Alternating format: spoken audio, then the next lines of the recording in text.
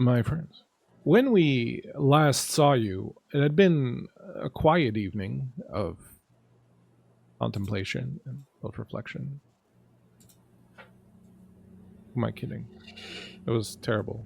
A lot of dark things happened.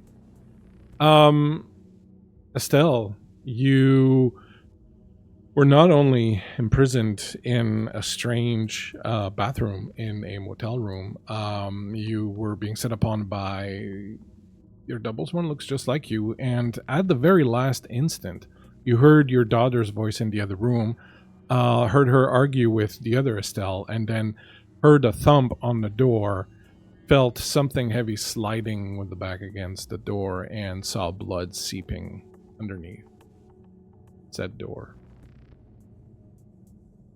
How you doing, Estelle? So peachy, so keen. Best vacation fucking ever. I'll teach you to go on a carnival cruise. Delphine, you were having quiet little coffee and biscotti with your dad in a cafe where Frank Sinatra was playing when your dad announced that he knew that you had killed your sister and that he was here to do something about it. So, also, I have no idea what he's talking about. No, absolutely not. We're going to find out more about that momentarily. Hope the coffee's good. Meanwhile, Iommi and Marjorie, over in Marjorie's home, you confronted a couple of detectives from the sheriff's office who are looking for whoever did something terrible to Dr. Bell. You saw Marjorie, you saw Iommi kind of get a little spunk in her and just really give the cops a what for and spit on the floor at them and the whole 9 yards before you entered your home to find that Alexandra had knifed one of your followers. I'm sure that's going to be fine too. Everything's going to be fine. Wouldn't be Kult otherwise. So as we begin tonight, we pick up exactly where we left off, and because I know both Delphine and Estelle are just dying to find out exactly what happened, we're going to start with Marjorie and Iommi. Shady. Bad things don't happen at the Waldorf Astoria.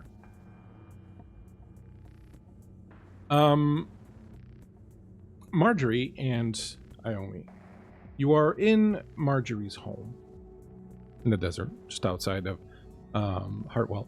And in the backyard currently are a number of women, the followers of Marjorie, who have begun gathering here. They are gardening, perhaps. They are digging and busy, I guess building a little garden in the back. Meanwhile, you're standing in the kitchen, and this strange woman who has recently arrived and sort of allowed herself into the house, named Alexandra, has just stabbed one of your followers who lies on the floor, in the kitchen floor, bleeding. The cops are still pulling out of the driveway, by the way. Like, you can still see the back of their car in the little dust cloud that's driving off down the road. And Alexandra is standing there with the butcher's knife as their follower is bleeding out on the tile. What do you do? Well, shit. And I get down and I check to see if she's still got a pulse. And I grab a kitchen towel and begin to press on the wound. Iommi, honey, can you come help me? Of course. She's gonna come over to your side and kneel down. She attempted to commit violence on me.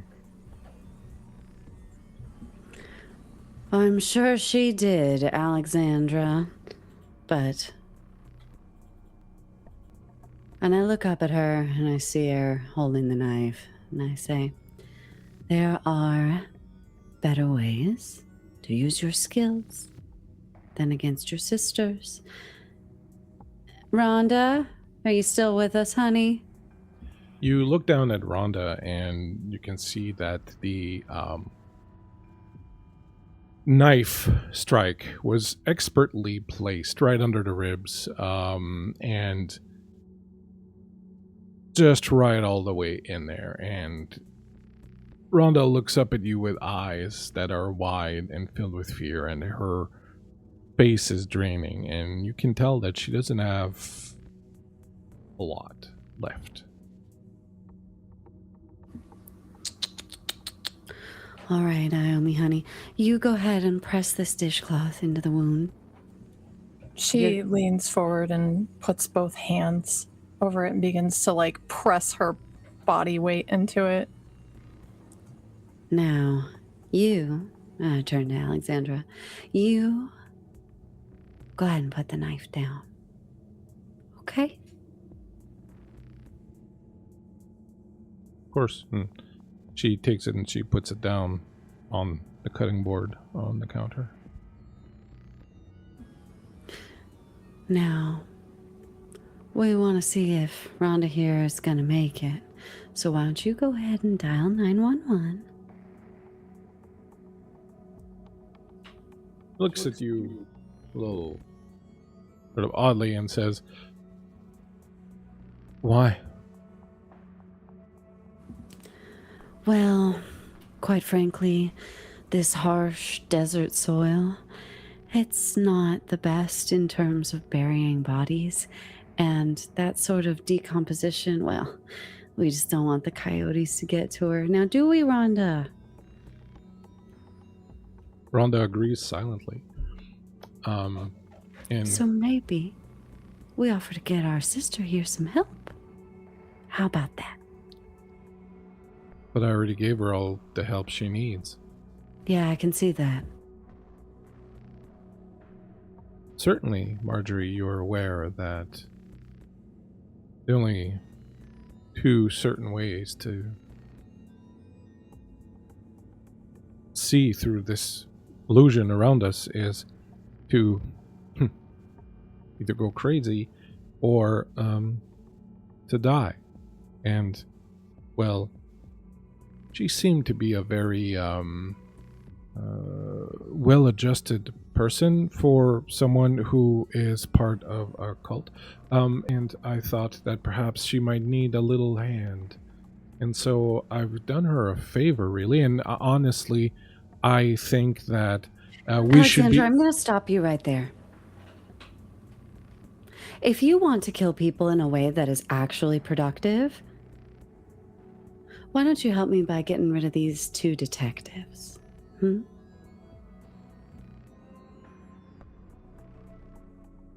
I can do that. Good girl. He picks up the knife again. Will I go now? Yes, and then you're coming back and you're cleaning up the blood off my linoleum.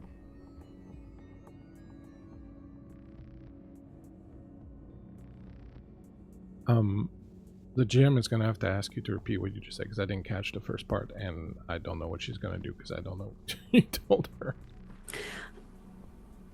I would love, if you wouldn't mind,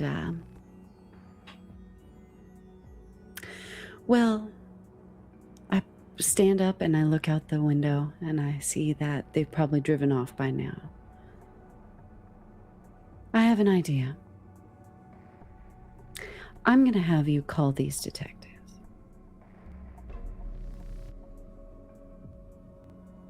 Maybe we can come up with a little plan. But first, you're going to clean the blood off the goddamn linoleum. Okay? I'm not sure how to do that. I've never done that before. Here, I'm going to show you. And I get under the sink and I pull open the cabinet and I riffle around and I find the cleaning paper towels, because Marjorie has cleaning paper towels and then eating paper towels. And I get the bottle of bleach that has extra ammonia in it. And I say, you know what rubber gloves are, right? You put them on your hands and then you spray the blood with this and you clean it until I could eat off of this floor. Do you understand me? Seems like a waste of time, but sure, if you insist. I do. Okay. And she sets to work. Rhonda is fast. Well, we're gonna have to round up the girls to get Rhonda all situated.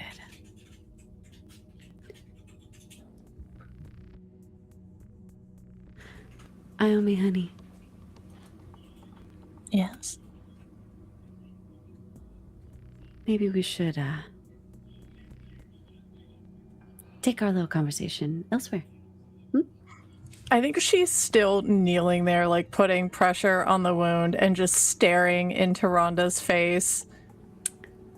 I bend down and I just gently take her wrists and I go, we'll get you cleaned up, okay? You want to come with me to the bathroom? Yes. Thank you. Yeah.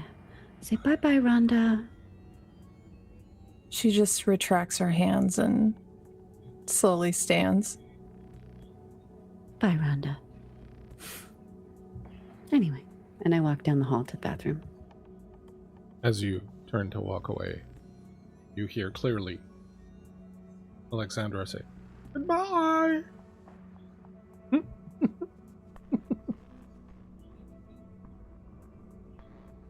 Sorry, that was my Rhonda voice. Keep cleaning. Thanks so much. The two of you move to the bathroom. Close the door behind you. Outside through the window, you can see the women still working in the backyard, doing some good work. And in the kitchen, you can hear Alexandra humming to herself something strange as she works. Jesus Christ, you can't get good help these days, I swear. And I lock the door and there are a couple latches on it. This is a very private bathroom. And I lock it and I start running the water and I take Iommi's hands and just gently run them under the water and soap them up and get under her fingernails and just scrub her hands while I look at her. You ain't gonna let her kill those men, are you? Well, I'm thinking about it.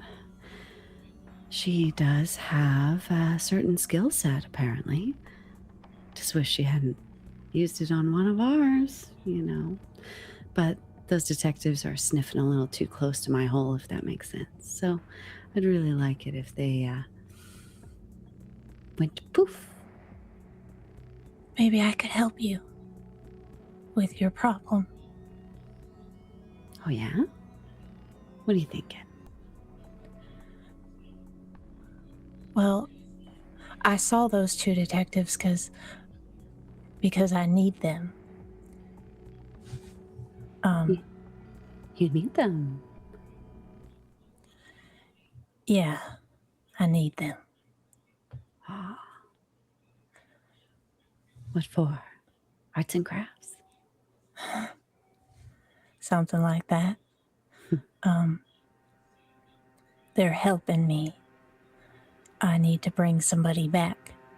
And I saw them, and I know that they can help me bring somebody back.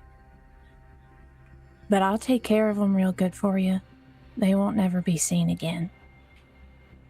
I just need a little help from you. When you say bring somebody back and they're going to help, do they have a missing persons file, or do they know something maybe that you don't and you need to talk to them? No, ain't nothing like that. It's like how you taught me.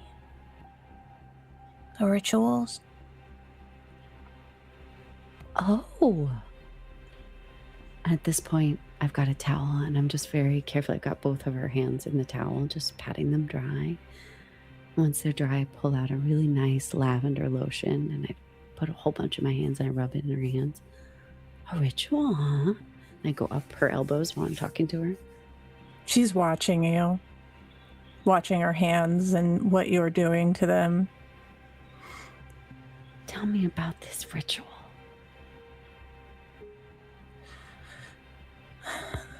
I feel like maybe you're gonna be mad at me. I'm not gonna be mad at you. I wasn't mad at Alexandra for Rhonda, now was I? No. No. What makes you think I'd be mad at you? You're as sweet as pie. Because I want to bring someone real important back. Someone that maybe you and the others don't like so much. And who might that be? Father Bannon?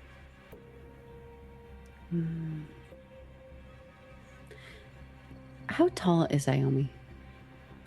She's like fucking Polly Pocket size, like 5'2", 5'3". She's very little. Excellent. That is what I wanted to hear. I bend down and scoop her up and put her on the bathroom counter, and I get her right at eye level. You want to bring back Father Bannon? Yes, ma'am, I do. You know he's not here anymore, right? Well, he's not here in the sense of where we are now, but he's still here. I see.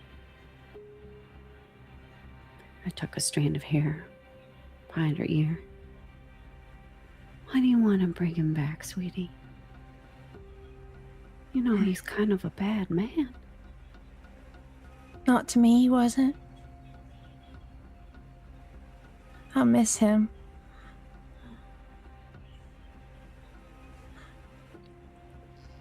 He was the only man that was ever nice to me, Marjorie. Ain't nobody ever been nice to me in my life. And Bannon showed me what love could be. And he took real good care of me. And I miss him a whole bunch. And I want him back.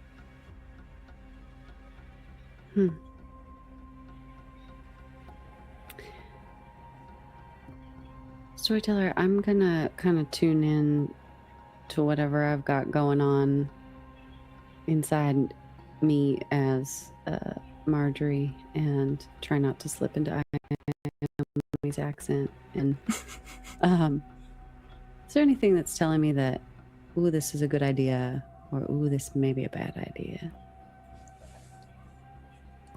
Yeah. Why don't go ahead? A solo. And I think, if I remember correctly, Creep has pinned our things. Okay, great. Thank you, Creep. You're so great. Thank you. Did the divinities carry over from last session, Bleak? Yeah, they should have if you still have. Okay, I'll fix that then. Excellent. I get to roll plus soul, so that's 2d10 plus my soul. Is that correct? Yes. I think I am going to use a divinity.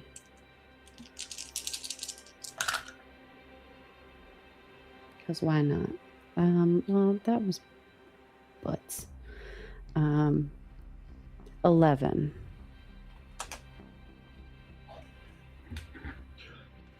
So with an 11, as you kind of tune into you and try to get a sense of the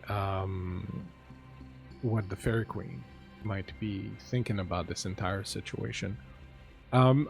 With an 11, you don't really get like a connection to her, or you don't feel her presence or anything like that. However, I will say that you have a good enough understanding of her and her goals to understand that Malkuth's primary goal, Malkuth is the one who built the illusion in the prison, but now her primary goal is to break it down. And so anything that forces that, anything that challenges the illusion, anything that helps people see through it, she's all for. Helping Iommi do this would further along Iommi's awakening. Bringing Bannon back would, mess with with reality. Bannon has died. If he comes back and messes with reality, any of these things, you get the sense that while she may not have a specific purpose for wanting these specific people to awaken, that this would fall within the purview of that type of thing that she's all for. So, if nothing else, you don't think that it would be a problem for her. I think Marjorie has a moment of going, well, he's a stupid man, and I question this girl's taste. But I look at her, get nice and level. Do you want some help? Yes, Miss Marjorie, I would like that very much. You don't have to call me Miss Marjorie. In fact, since you are so special, you could even call me Nancy if you want. Is that your real name? Between you, me, and the wall? Yes. I like that name. It's pretty. Thank you. Nancy, have you ever just loved somebody that you would do anything for them? Just so much. Yes. I have. Father Bannon is a good man. I know this in my heart.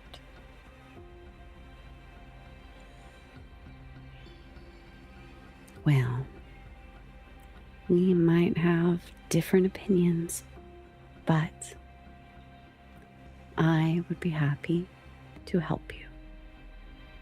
Okay? Now, you said you need those detectives.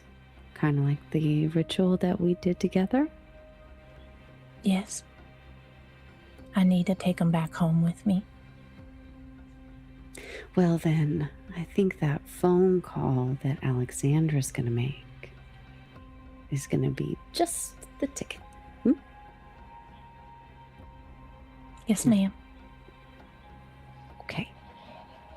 And I see a little spot of blood on her cuff, and I bend down and I kind of buff it out with my saliva.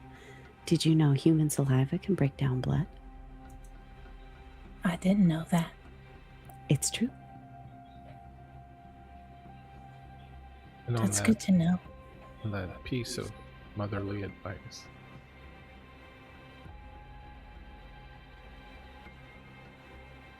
Delphine.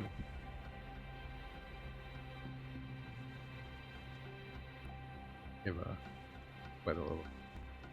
Delphine. Hey, Glenn.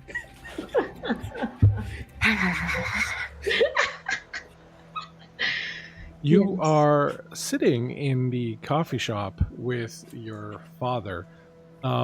Sitting somewhere behind him in the back of the coffee shop, you can see your sister Cassandra occasionally staring at you with a big smile on her face. And your father has just informed you that he knows that you're responsible for your sister's death. So in between sips of double espresso,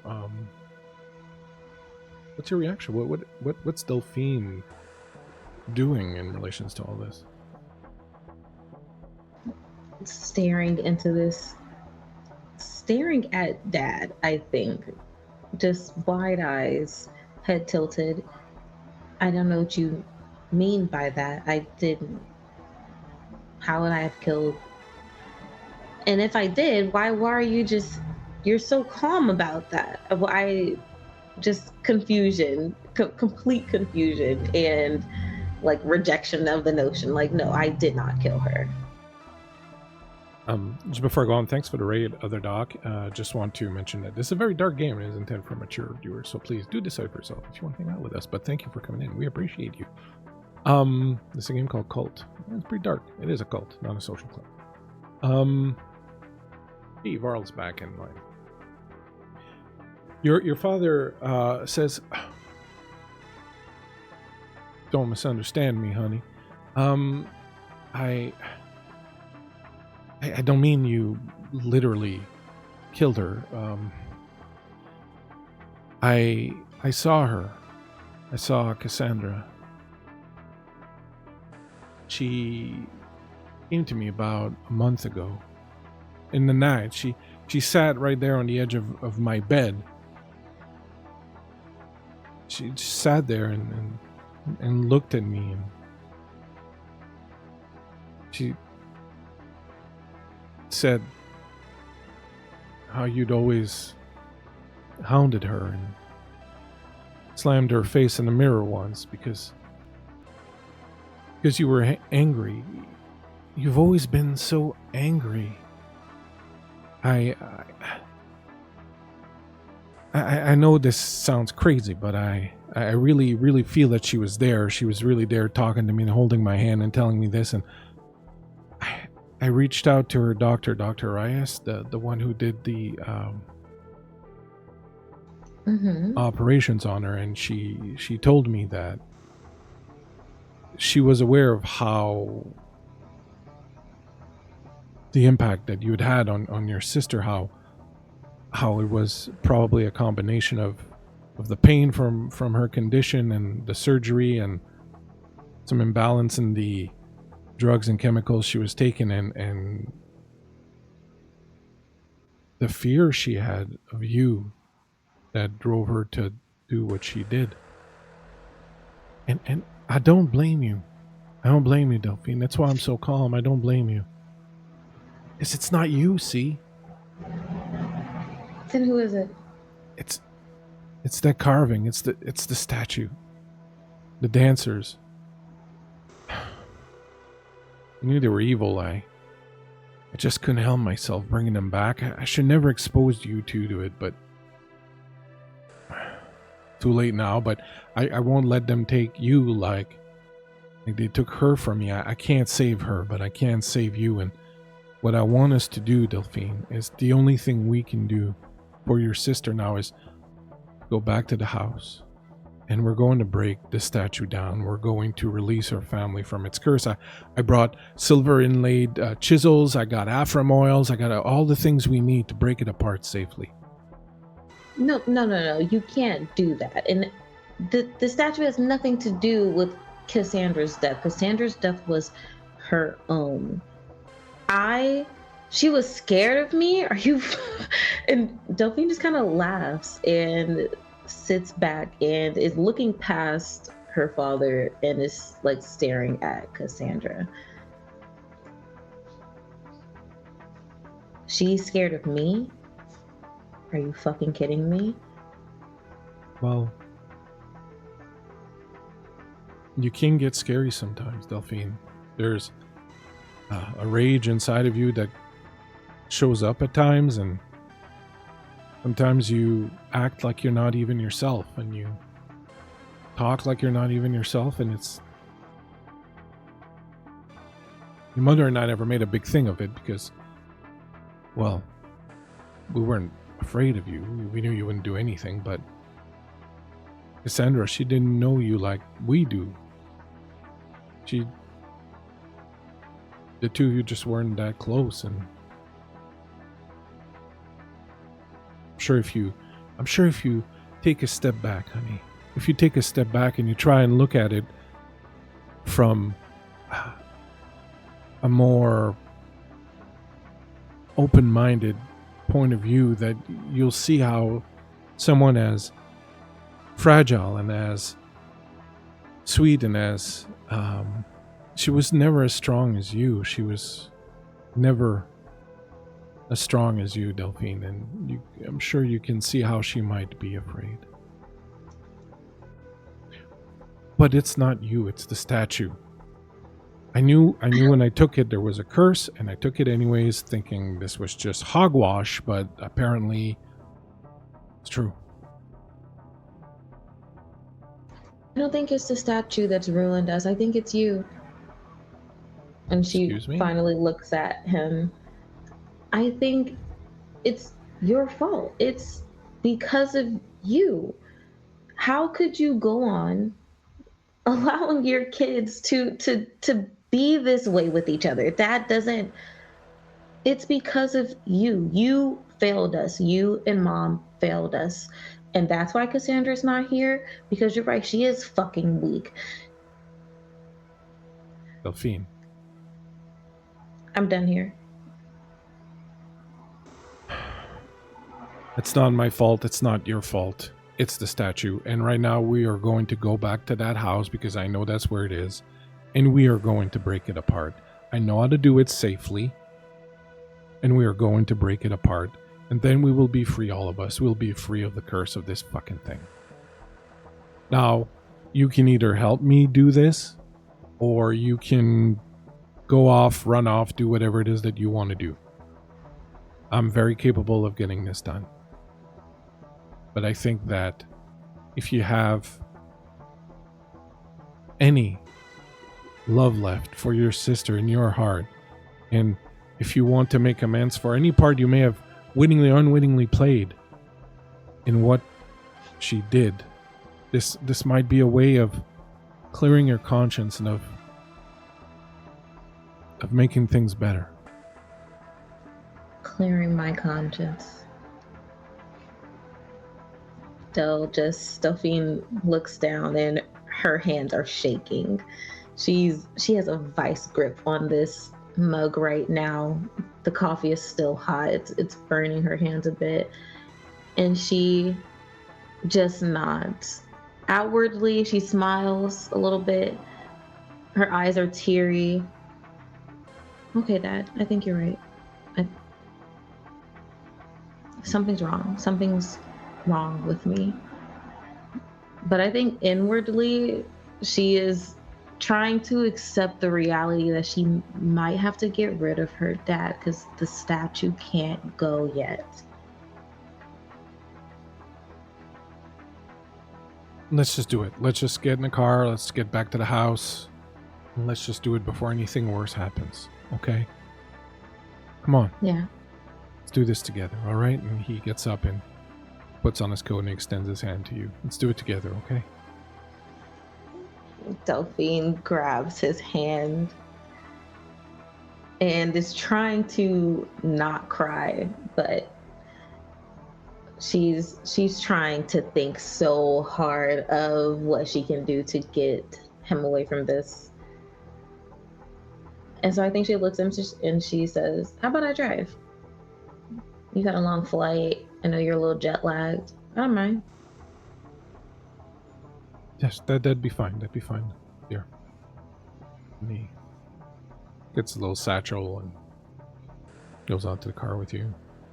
I'm sorry it all had to come out like this. I rehearsed this so many times of wanting to tell you, but there never seemed to be enough time, and then you were here and we're in Europe, but I guess it's like pulling a band-aid. You kind of just got to rip it off at some point.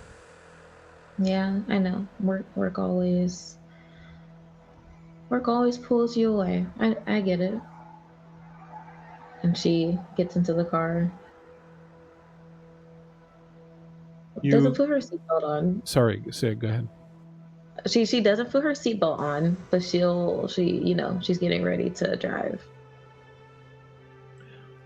You sit in a car and look up in the rearview mirror, and you see your sister sitting in the back seat.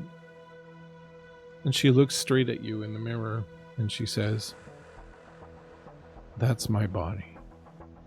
You better not do any fucking thing stupid to it." This has always been mine. Or actually, I don't think she replies. She just looks at her in the mirror, and then when Dad gets in, she smiles at him brightly, taps the steering wheel excitedly. "Are you ready to go?" Yeah, of course. Let's go and get this done. The sooner it's done, the better. Yeah. Let's take the scenic route. And she'll set off. And I think part of the way there, it's absolutely her like taking like the long way home. But the turn that they're supposed to make home, she doesn't make it. I imagine it's one of like those winding roads like on the side of like the mountains or something like that, you know? Mm-hmm. That's the type of road like she's going to be taking right now. You missed the cutoff, dearest. And right back there. Dad, I just think we need to talk a little bit more about. No, there's getting nothing to rid of this talk about. statue. We need to get this done. Dilly-dallying and second-guessing is the reason why we're here, because I dilly-dallied and I second-guessed for years. We need to go to the house now and get this done, Delphine. Now, And I am going to Delphine say it again. speeds up. Turn the car around and take us to the house. Delphine speeds up. She says, "You've had your time to say everything you wanted to say, and now it's time that you listen. I need that statue. When I'm done, you can take it. But right now, Need it No. for what? she's trying to take my body. Who's... And I feel like if it's up to you all will let her." And she speeds up even more. What are you talking about, Delphine? Who's trying to... Cassandra, she's here. She's always here. She's always fucking lurking. She never leaves me alone. And I'm so tired of it. And now you come here and you think you can just... And she continues to speed up. You can't do Delphine. this to me. You have no fucking right. None of you have any right. I'm sick of it. I'm sick of you all telling me what's yours, what's mine, what I need to do. No, we're going to do what I want to do.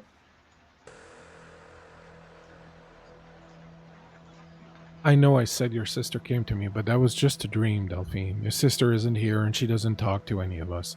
And if you're experiencing difficulties, we can help you. We will find someone that will help you. This is not... You are angry right now, and I need you to pull the car over and give me the keys. You have no fucking idea how angry I am. And Delphine is like crying, and she will open her door and while like fucking flooring it and try to jump out. And I have a question, just real quick. So I have a thing where it's called backstab. So I'm dangerous when attacking unprepared victims. Would that count right now? Maybe. Yeah, I think it would. I'm pretty sure it would. So, all right. So, what we're gonna do is you're gonna roll. You're gonna roll your backstab. So it's a plus coolness roll. Okay. Ava. Coolness. Let's see. Okay. Everything's fine. Everything is awesome. Mm-hmm. I rolled 2 7s, and so 14, and I add a 1 to it, so 50. All right, excellent. So backstab is usually used more to attack someone, like physically, Okay. but what I'm going to do in this particular case is I'm going to say, because you have that, it gives you two options, two things you can do. And since none of the things are kind of applicable, I'm going to just narrate what happens. Just one of the things is that you're going to manage to do this without him kind of grabbing you or stopping you. So you're going to throw yourself out. And the other thing I'm going to give you is that you're going to be able to kind of land fairly softly, so you won't really take too much damage. You'll take 1 harm, but you won't take, like, I won't make you roll to see if you get more injured than that. So you're just going to take 1 harm from falling. Now, I am going to ask you for one more roll. You're going to make just a straight up +0 roll. No divinities, nothing. Just a straight up +0 roll, and tell me what you get. All right, 2d10 still? Yep. I got 6.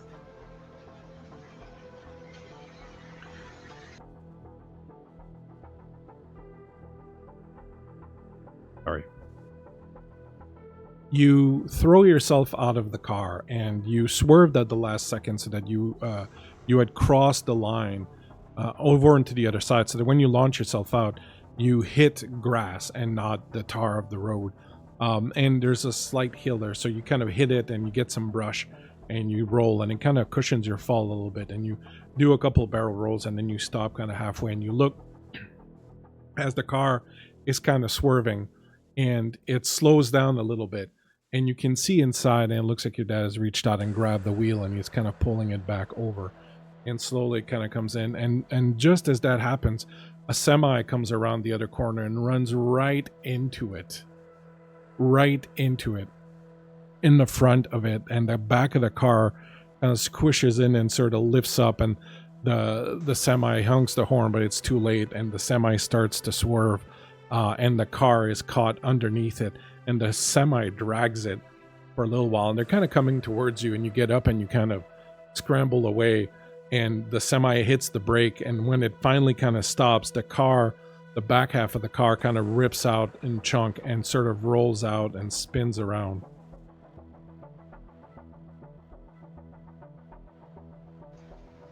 Delphine is screaming horrifically. They're screaming their dad's name.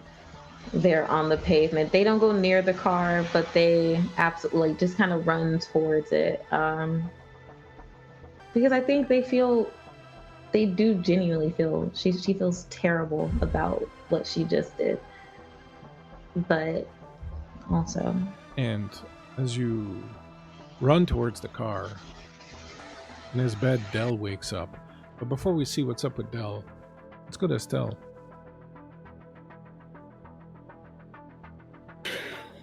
Are you sure? Are you sure? You don't want to go to Dell? No, this is fine. Don't need to break.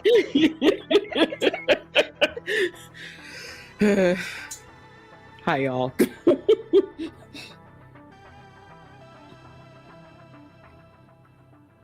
Estelle.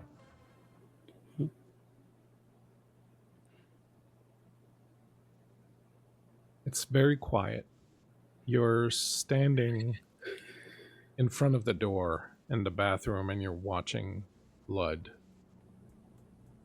pooling as it slips under the door and starts to pool on the white tile of the bathroom, and it's falling in the grout lines.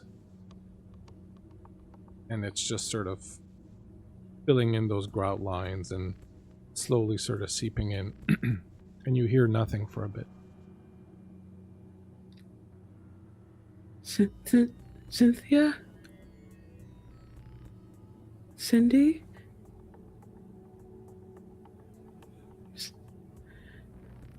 You hear a squelching sound, and then you hear a thud, and you hear something being dragged away from the door.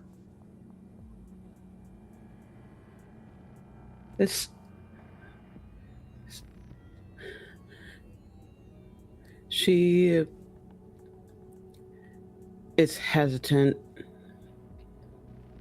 but she slowly starts to grab the handle of the door and kind of is jimmying it, not sure if she wants to try to fully turn it or not. Cynthia? Maybe, anyone? Estelle? Anyone? Please.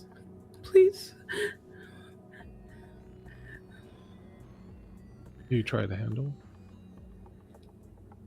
I think she'll try it now. It is locked. I think she starts banging on the door and just kind of screaming Cynthia's name and even her own, or I guess the Doppel's name. You bang on the door, you scream, you bang on the door, you scream, and then suddenly the door opens.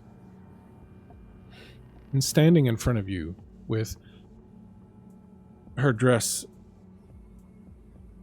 just splattered with blood is Estelle.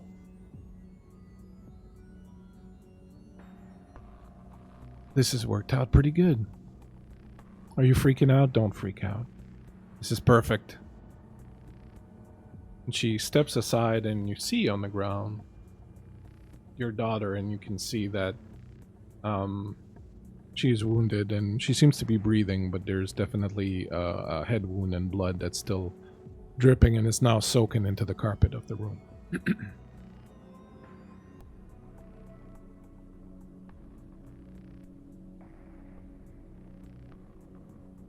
Are you gonna monologue at me as to why it's perfect?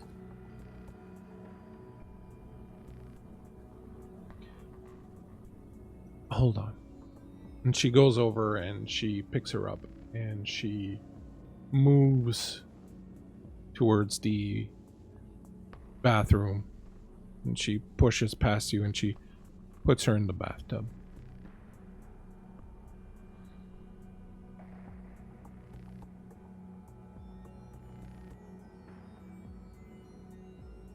This is it, Estelle. This is the price we pay. We can keep torturing each other. Ourselves, really. Take turns. Suffer. Or we put her here. Look how young and beautiful she is. She'll feed us for decades. And when she's a husk, we'll find someone else new and young. Look in the mirror. It's already working. Look. She doesn't look. You're gonna be even more beautiful and even younger than you imagine you can look. Killing me, killing yourself, that's not gonna do anything.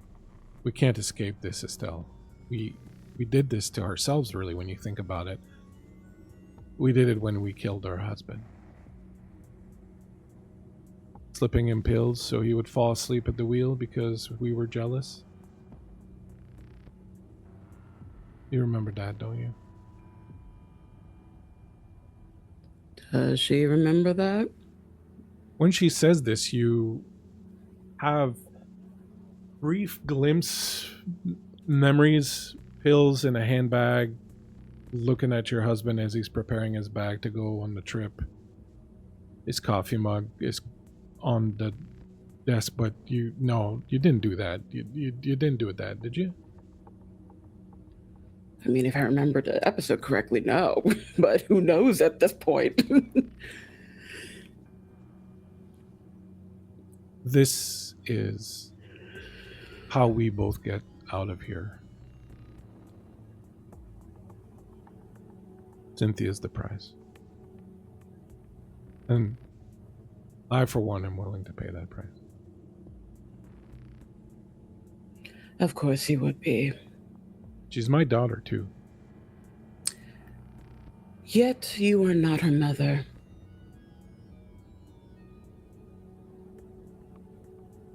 There's really not that much difference between you and I, Estelle. Oh, I love that you keep thinking that. You really are Dr. Bell's wet dream, aren't you? He came close to finding me. He came close to knowing. It's a good thing we did getting rid of him. He was on to us. But now he's gone. And you didn't have any trouble doing that. And all that's left is this one. There'll be more after her. Eventually, it'll be like nothing. Just something we do, like changing the batteries in the dildo's remote. Just something you gotta do once in a while to keep the pleasure going, and that's what we're going to do. We're going to put her here, and then the two of us are gonna walk out. And we're gonna be free.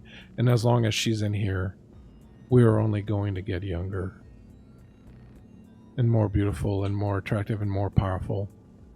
The entire world's gonna be our oyster. We don't even have to be in the same city. You don't want to see me? That's fine. I'll go somewhere else. I don't particularly care about this shithole. This is what you wanted, Estelle. This is what you prayed for. This is what you went to Bannon for in that fucking cult. You were looking for a way to do this, and now the way is here. It's in front of you. It's at your feet. And the only thing that really matters now is whether or not you're going to have what it takes to take what you want. Or do you want to go back to a life of servitude like you've had, just wilting away, withering every day like a rotting fruit on a branch? No one to look at you, no one to want you, desire you. just someone's bitch. Are you done talking? I don't know. Are we done talking? This is you. You're doing this. I'm not doing anything. You're monologuing. I'm just listening. That's Is it really a technically monologue two if there's separate only things. one person? Well, right now, in this weird amalgamation of dimensional chaos and magic and whatever fucking bullshit Is that what you that think I've this entered is? into it. Hush! Grown people are talking. Shut the fuck up. So, like I said, in this weird amalgamation of things, right now, for me to make sense of things, we're considering that we're just two people. Consider us twins. Whatever. I don't care. Now, you said something about taking what I want. And you are correct. I do like to get what I want in things out of life. And I will get what I want. The funny thing is, just like Belle, just like my husband, just like Bannon, you all think you know what I want. And right now, I can tell you a secret just between us, because of course, it is just us at the end of the day. And she'll get closer and get closer, kind of slightly sidestepping to look at Cynthia. He's in the bathtub Before bleeding. she'll kind of reach down to just smooth her hair out before standing up. You know what? I would love to look in the mirror, but it won't be the same unless I'm with you. Would you indulge me in just this small thing before we do what needs to be done?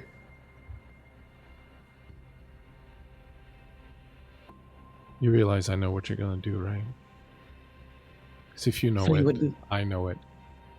So you wouldn't mind doing me this only thing? Not going to Like- change anything.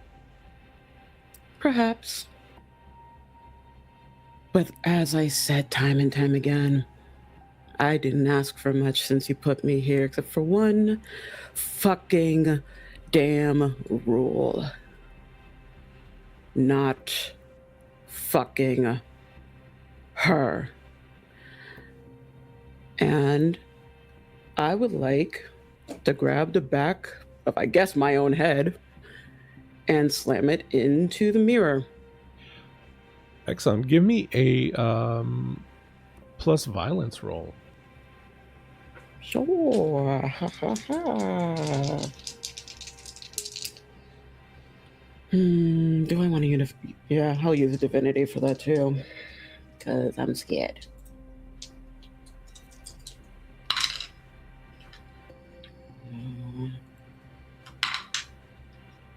And that is +1, 18. Excellent. With an 18, you grab her. What? Sorry. Describe what you do to her. Slam her head in the mirror, you said? Yeah, it is essentially kind of a reach around, almost like it's a hug. I get you. Would you give me a endure injury roll, which is a roll plus fortitude? Yes, what is my fortitude anyway? Oh, okay.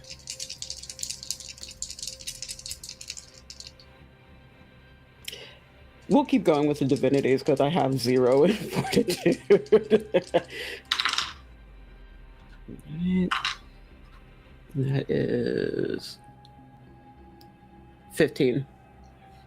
15. You grab her and you slam her head into the mirror.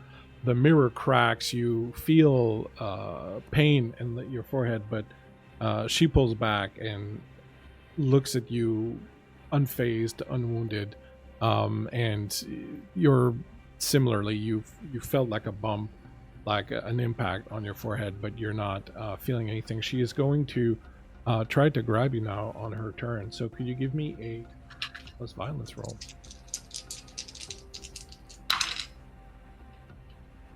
That's a 15 again. Okay, actually, let's do it this way. We're going to do this the way it's supposed to be done in Cult. So keep that roll. It's fine. She is going to grab you. She is going to sort of just laugh at you, and she's going to reach out, and she's going to grab you, and she's going to try to slam your head down into the side of the sink. What are you going to do?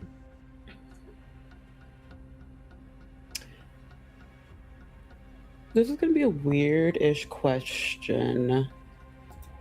Could I activate Bewitching on her? On myself?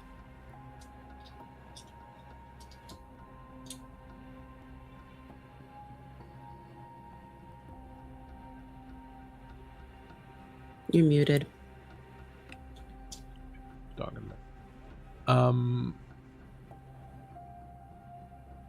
Bewitching. Oh It's yeah, the that's your thing you gave me. Remind me how that works again. You exert a strong attractive force on people when you use your powers to manipulate someone. Roll plus charisma, and then No, depending. unfortunately, because you're already kind of trying to bang her head into the wall. I don't think that gonna Okay, do that's much fine. for you. But yeah, I figured it could have been a gaslighty thing, but that's fine. yeah. So we're just gonna go back and forth a bit and describe kind of what this is gonna. And then we're just gonna make one roll at the end to kind of cover everything. So her Okay. first move is going to be to grab you and try to slam your head down into the sink. What's your counter to that going to be? I think she is trying to reach out to her in kind, and if she tries to take me down on the sink, I want to also just bring her down so we both collide. Okay, and what she is going to do then when she realizes that you're trying to do that is she's going to swipe her leg and try to take your legs out from under you so that you go first and go faster than her, putting her weight down to drag you down. What do you want to do? I'm taking one hand off of her hair, and my broken nails, I want to start trying to gouge at her eyes. Okay, let's do one roll then. So go ahead and give me a plus violence roll. You hadn't made the Yeah, roll. It was it's a plus 15. 15. Right. So go ahead and give me another one because there's two of you.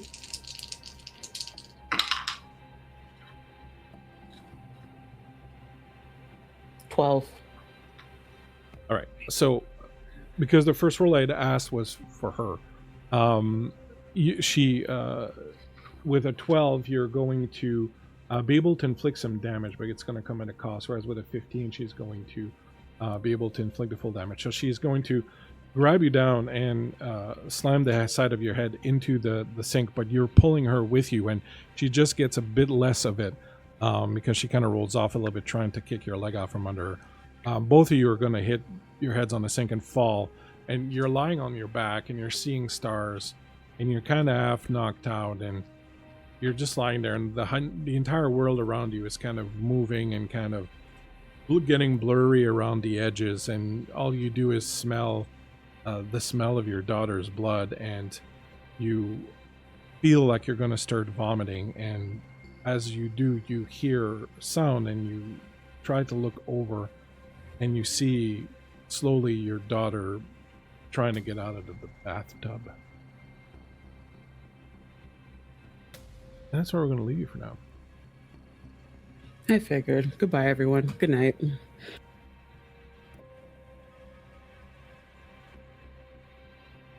Back at the house, Alexandra hangs up the phone and looks at you. And she says, I think they bought it. What's this black barn thing you wanted me to tell them about? Just a cozy little getaway, really.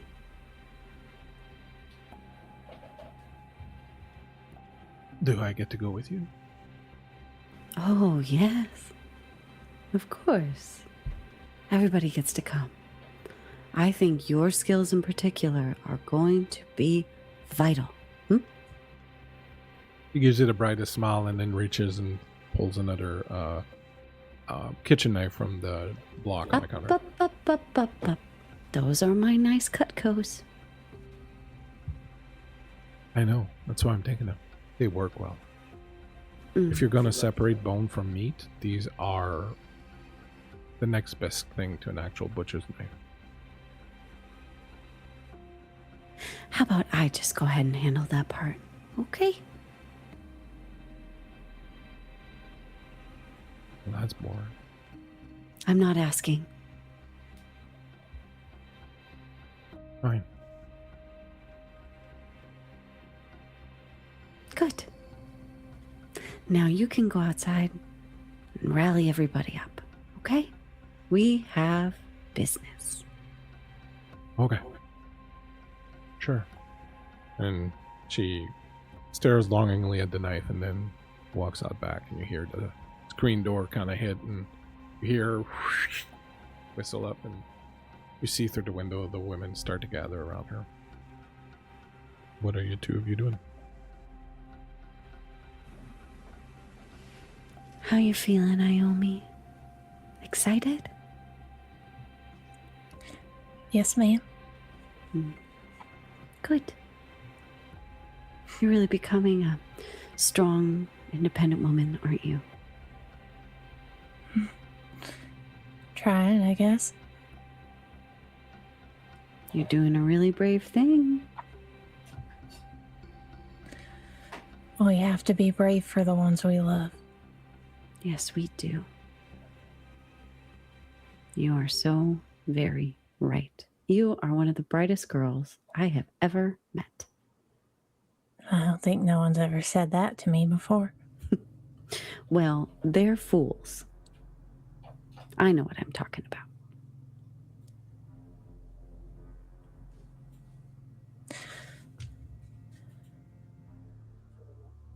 Thank you for helping me.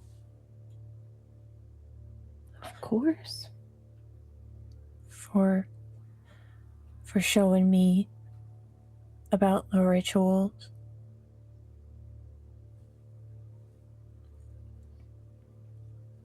Well, it's our job to pull back the curtain on this sham of a world. We're special, you and me. Do you know that? I do. Very much so. Good. Don't forget it, because you are very special. Extraordinary. Thank you, ma'am.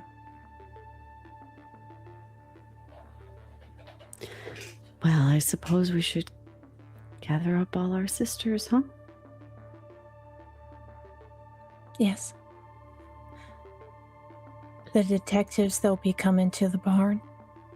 That's the plan. Based off of what I heard with Alexandra.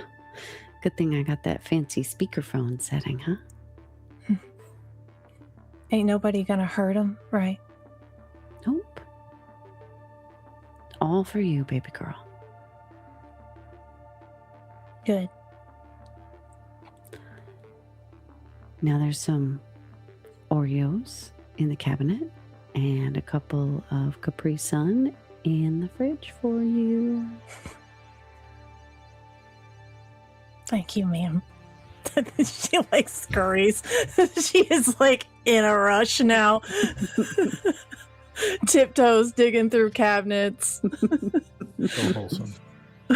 Super wholesome dog. Outside, you see that other women have gathered around Alexandra and are kind of trying to look inside, kind of wondering what's going on. I poke my head out and I say, ladies, grab your things. We're going on a field trip. Okay?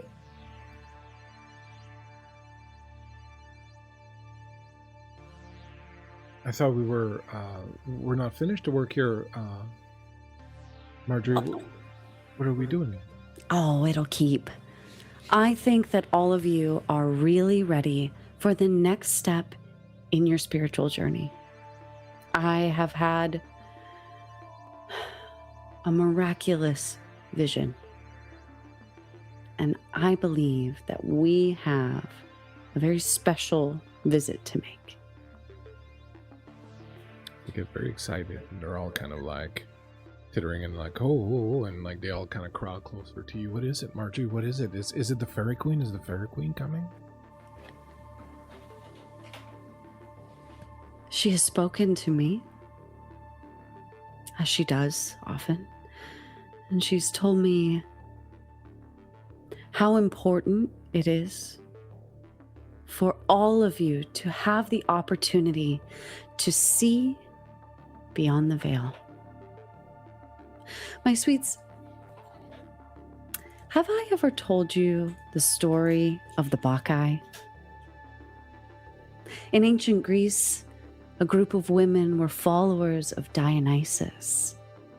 They chose to leave behind the rigid cities and the cold laws and the suffocating order of men who feared anything they could not control.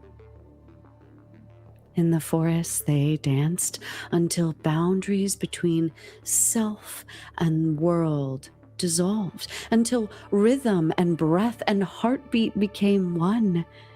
They crowned themselves with ivy, carried the thyrsus, and moved as a single living force. No hierarchy, no possession, no master. In their rights, they rejected the artificial order of the city and embraced something older, something wilder, something truer. An existence where illusion could not survive. What did the rulers call them? Mad, unruly, a threat. But it was not madness. It was release. It was a truth breaking through the stone walls of a false world.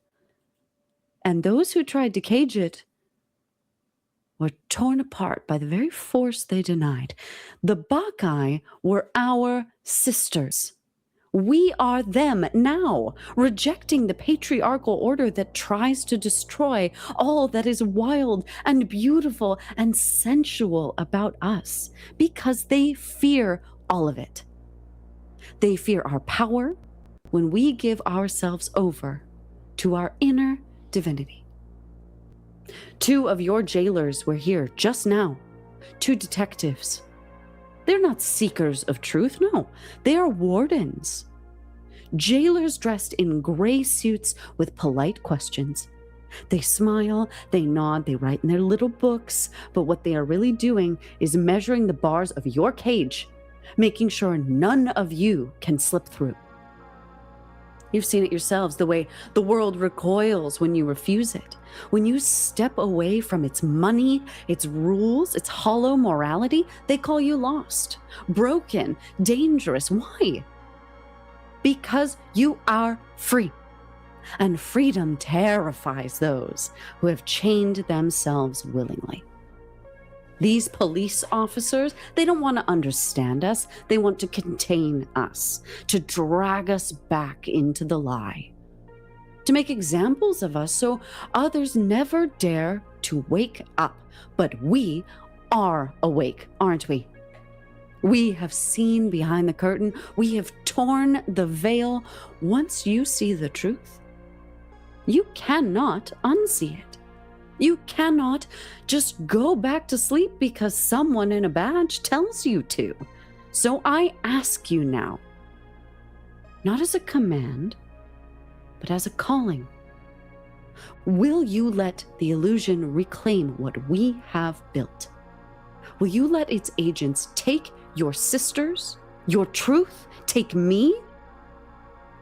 Or will you stand together as one body, one vision, and show them that the illusion has no power here, that we are so much more powerful than when we band together as one? Will you follow me and show them the true meaning of fear? There's a moment when they're just kind of staring at you as your words are washing over them. I'm going to make a charismatic I can do that. a soul Great. using divinities. I'm going to use 2.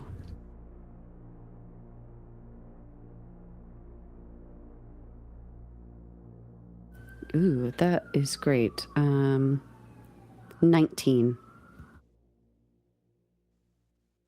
Iommi, you're in the kitchen and you're standing by the kitchen sink and you're eating Oreos and you get the Capri Suns.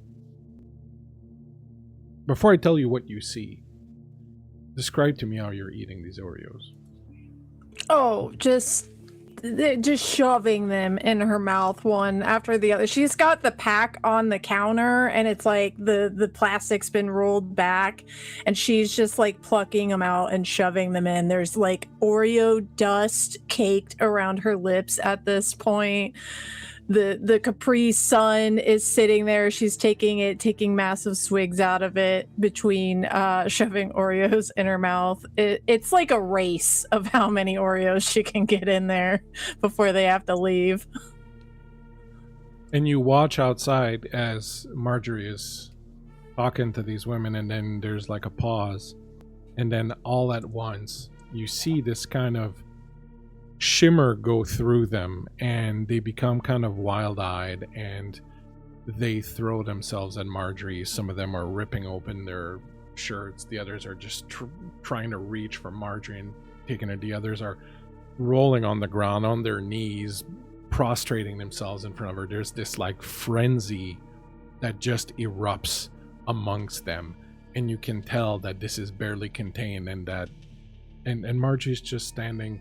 Well, what are you doing, Marjorie, as these women now just enter this completely unbridled madness around you?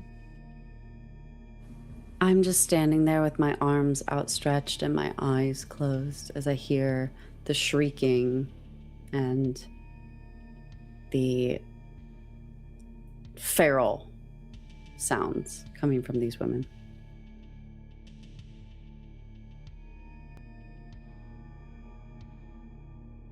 That's what you see, Naomi. Her eyes have gone wide and she's stopped tossing Oreos into her mouth, and she's just holding the Capri Sun packet, not like paying attention to the fact that she's still drinking it. And I think in like a couple seconds you just hear that of like the pack being sucked dry, but she's just locked in on what's going on. And on the sound of that Capri Sun being completely obliterated, and Marjorie standing amidst these ravening women now, Dell. You wake up, you had the craziest fucking dream. You were in a car, and there was a man there with you, and you were having an argument, and at some point you just opened the door and you threw yourself out, and this semi just ran right through the car and exploded in this fireball. It's completely crazy, and you wake up in your bed, sweating, completely covered in sweat, and you can hear whispering coming from in the hall. The house is dark. There's just a little bit of light that's shining through underneath the door. And you can hear whispering outside as you're kind of dealing with coming down from this incredibly realistic dream you just had.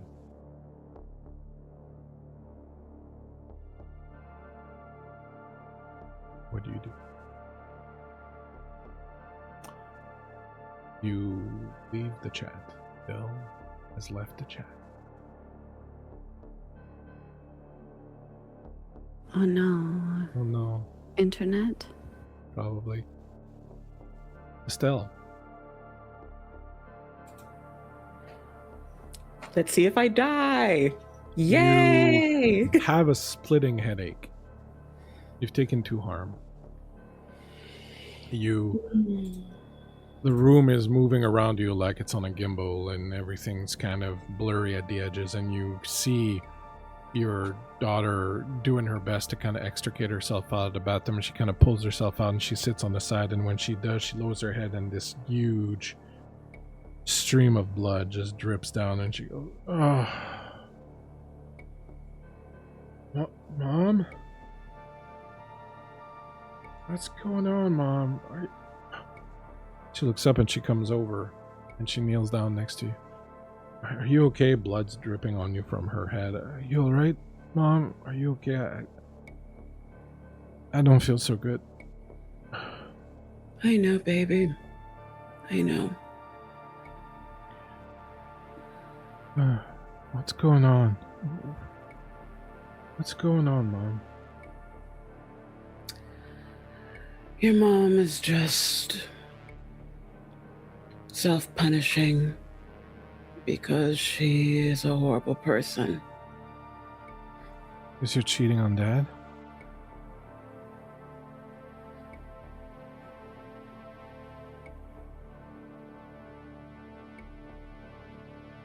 I don't know if you'll understand if I try to explain.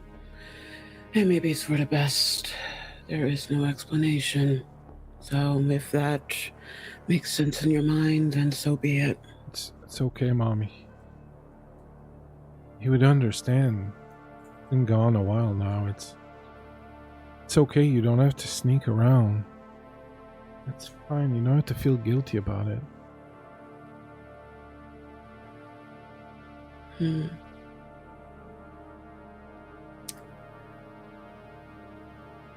Interesting. The last time you saw me, you basically looked at me like a whore. What? What are you talking about? In your father's hospital room, when you told me you knew of the divorce, you hated me. Well, we talked about that, Mom. We talked about that like a month ago. You said it was okay, and I apologized, and you said you forgive me. I was just under the stress of everything, Dad, and the hospital and finding out about the divorce and all that. I was just... We've had this discussion, Mom. Can you answer the delusions of a very old, very tired woman, dear? What are you talking about? That's down next to you. My head really hurts. How many people are in this room right now? What? How many people are in this room right now? Just the two of us. I don't think there's anyone else.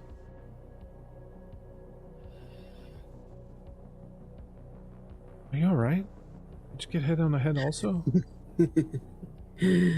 No, I'm not okay.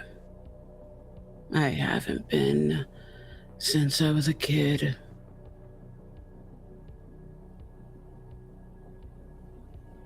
All right. Cynthia. Yeah. Leave, please. No. Come on, let's get out of here together, alright? Cynthia. You can't stay here. You don't have to stay here. You can stay at the house. It's perfectly fine. You don't have to stay Cynthia. What? My sweet girl. I never wanted you to repeat the sins that I've faced and the wrongs I've done. I wanted you to be far away like your brother. Please. Why'd you call me back?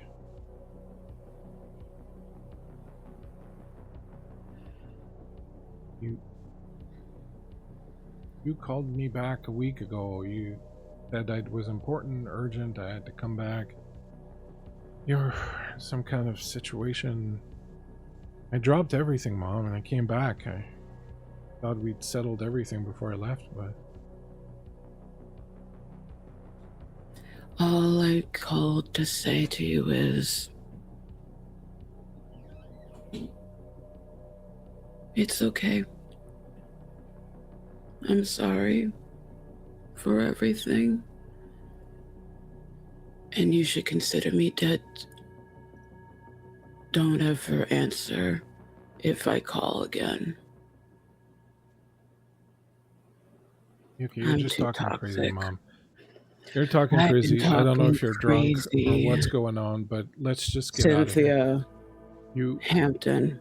notice she has a collar around. Come on, let's just get out of here. I don't know what's going on. We're going to get out of here. We're going to get some aspirin. We're going to sit down. We're going to get some lemonade, and we're going to just chill out and maybe smoke a J. I got a little one in my bag. I know you don't like that too much, but it Cynthia. really helps me a lot. Yeah. Please be quiet. I'm tired. I'm so tired. Let's just get out of here, okay?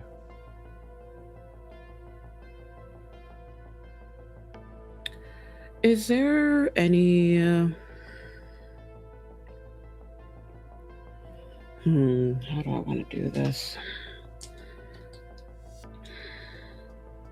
Is there any pieces of broken glass or sink lying around? Nope. I mean, there's the Everything- mirror. You could make some if you wanted, but there's none right now.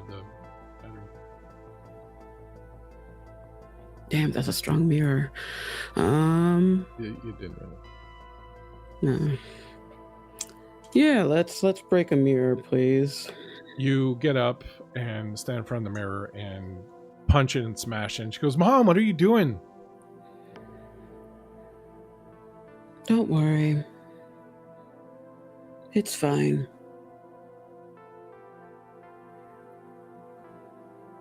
What do you do? She kind of looks to see if there's been any damage to the mirror and to see if there's any damage to the hand.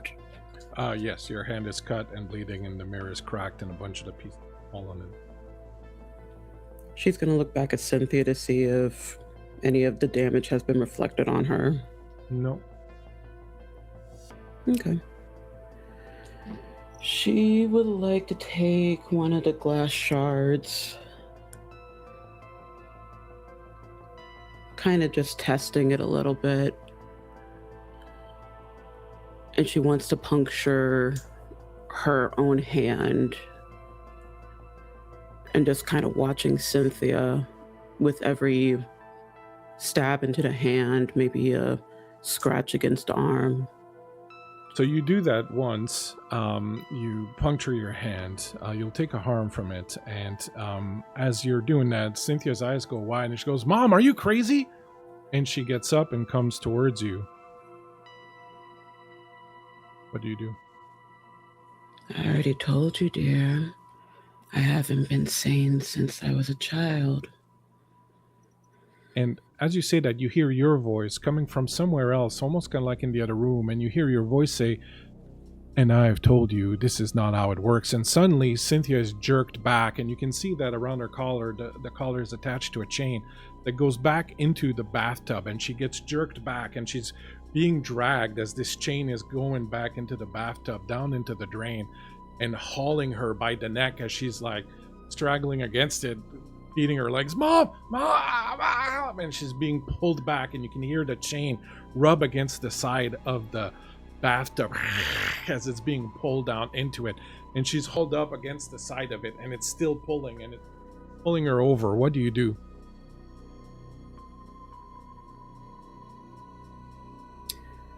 I would have offered you my womb. Let any amount of men come through this decrepit motel, feeding my loins over and over again, and I would have given you a sacrifice. Cynthia's mine, though. Why would you take her when you said yourself there could have been more. And you hear your voice respond, because as opposed to you, I do what I want, and I take what I want. And you can see Cynthia's being dragged over. Her back is arched backwards as she's dragged over the bathtub, and you hear her head donk in the bottom of it, and the chain is still pulling, and you see her legs kicking up. What do you do? Do what I want. Do what I want.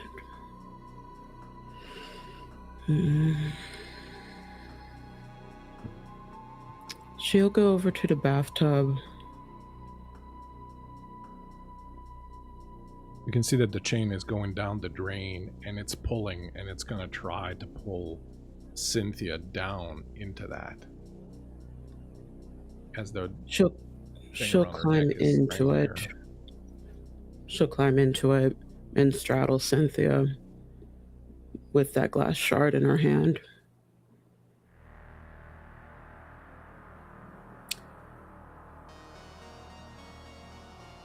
I think she wants to stab her in the throat.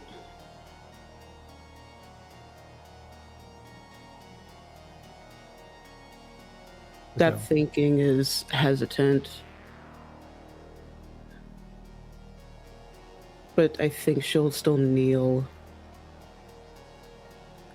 She'll put her hand around the chain, like on part of the chain, to try to maybe steady it a little bit. Maybe try to feel like she's giving her daughter a bit of comfort. While the other hand with the glass shard is raised.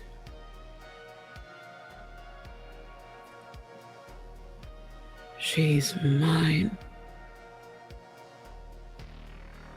That was my only rule.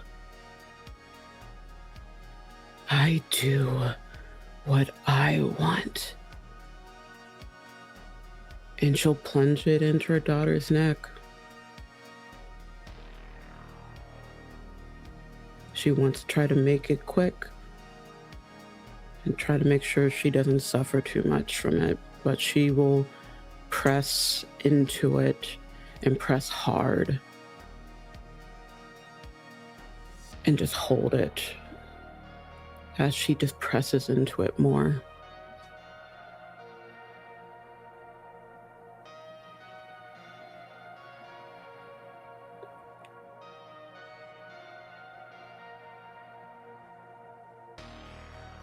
Bell.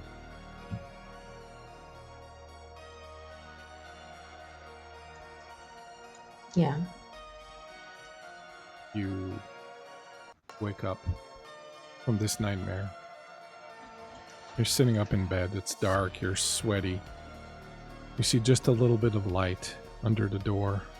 The intensity of the nightmare is still with you. Your heart's thumping. Your mouth's dry. You can absolutely feel jonesing through your body. And you're hearing whispering outside on the other side of the door in the hallway. Del rolls over and tries to fold his head, fold the pillow over his head to muffle the whispering, and it's like, shut up out there.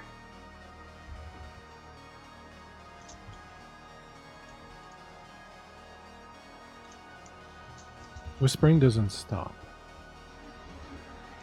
And as the whispering continues, you feel even more and more the jonesing, the desire, the need to get a fix. Fucking hell.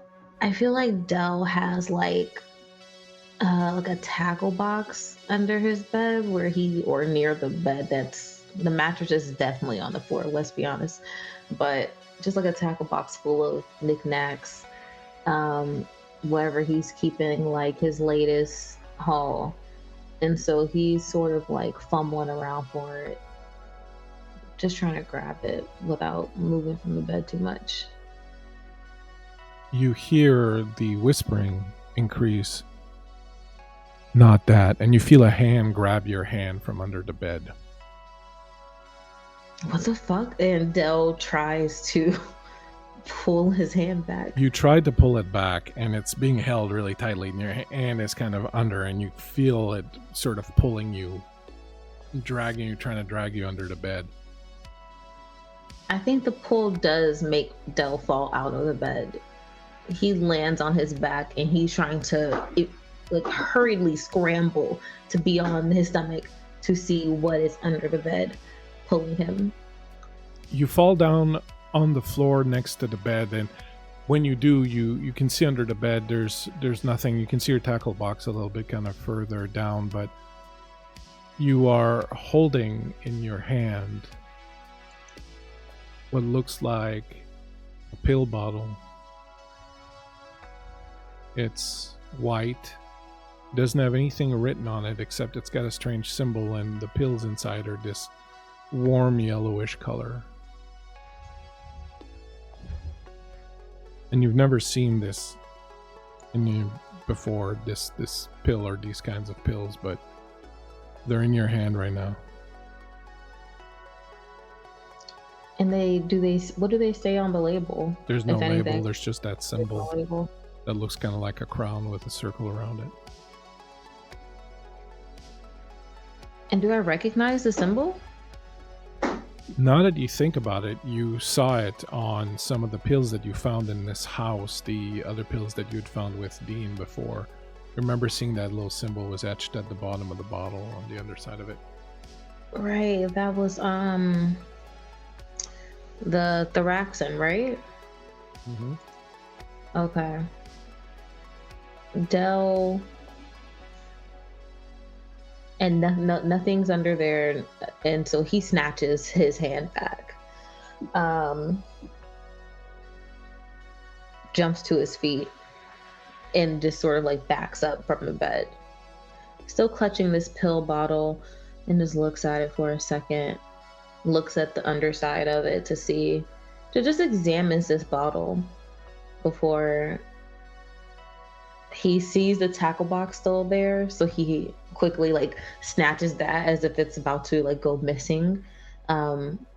He pops it open, tosses the pill bottle in there, and just stares at it for a second with the rest of his things. I imagine there's some needles in there, there's gauze, there's just all type of different things. Gauze. Yeah. And do we still hear the whispering outside? Yeah, the whispering is still going on.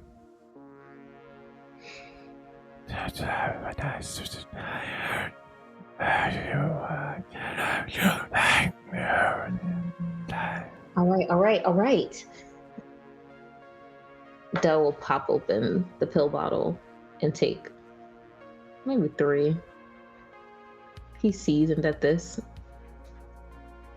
You take 3 of these. They feel warm as they go down your throat, and they leave behind a taste that's kind of like honey in some ways.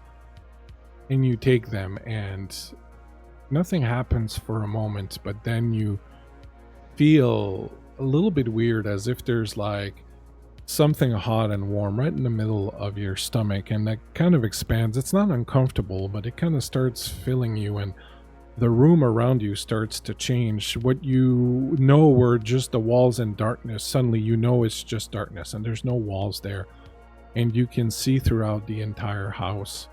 And outside there's this strange ochre light that seems to rise into the sky, and the walls slowly all dissipate until you're just in this one wide dark room, and at the other end of it you can see the statue, the dancers, standing there lit in red at the other end of this vast, dark, empty room. The statue is moving. The dancers on it slowly moving and gyrating and embracing each other. They can't pull apart from each other because they're conjoined, but they move around each other in this very grotesque yet sensual way as they rub up and down against each other, and the snake that's around them sort of coils in and out and around them, and it's hypnotic. What do you Dell do? is entranced, I think. He's so, he can't take his eyes off of the statue. I think still gripping this box, holding the pill bottle. He slowly inches towards it, and it was just calls out, "Was it you?"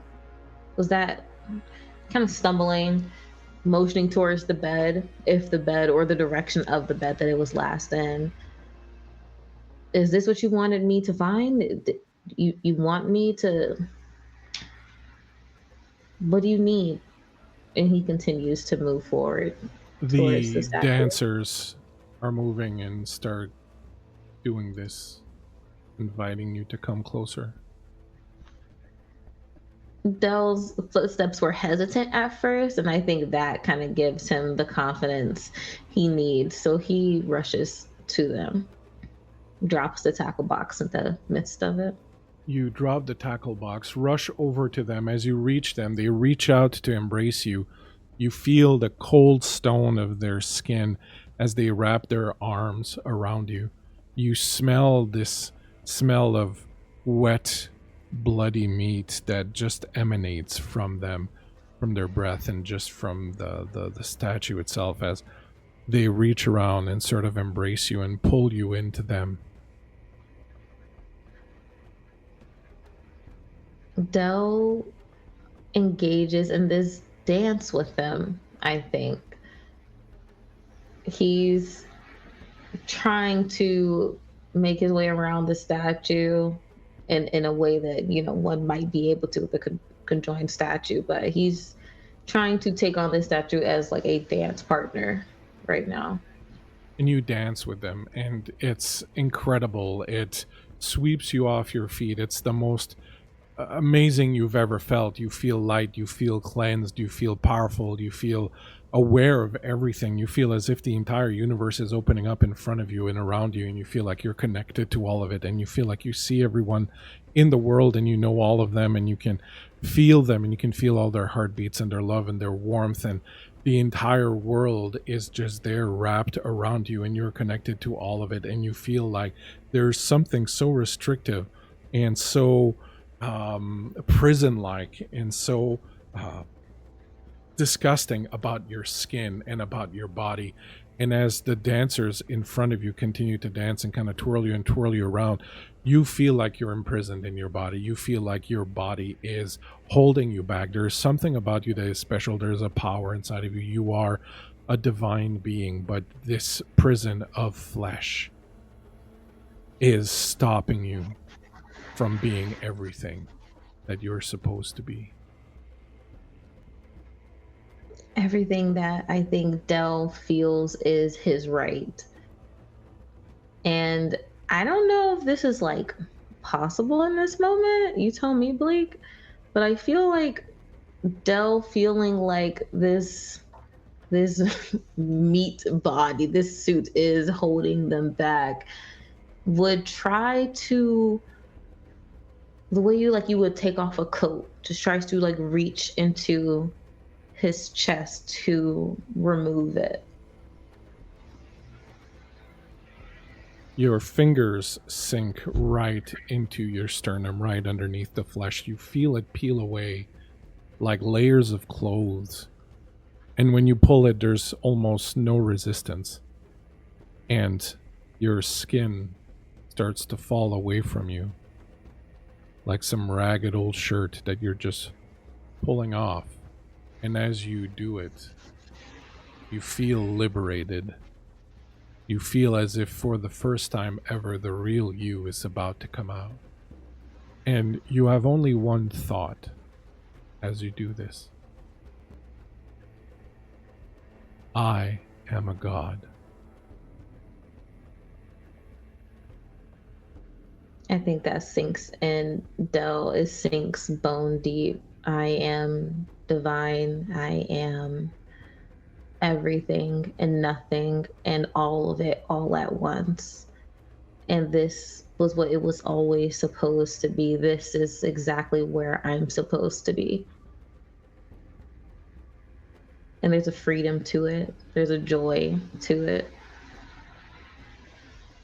Delphine, you wake up, sit up in bed. You were having this crazy fucking nightmare. You were in a room dancing with these two the statue upstairs, and you were pulling your skin off, and you were feeling elated from it, and there was just this total sense of freedom and power that came from it. But now you sit up in bed, breathing hard, your heart thumping away, and you feel for a moment completely naked, as if your skin is off of your body, and you start touching yourself, and you realize your skin's there, and your nightshirt or your t-shirt, whatever you sleep in, is there.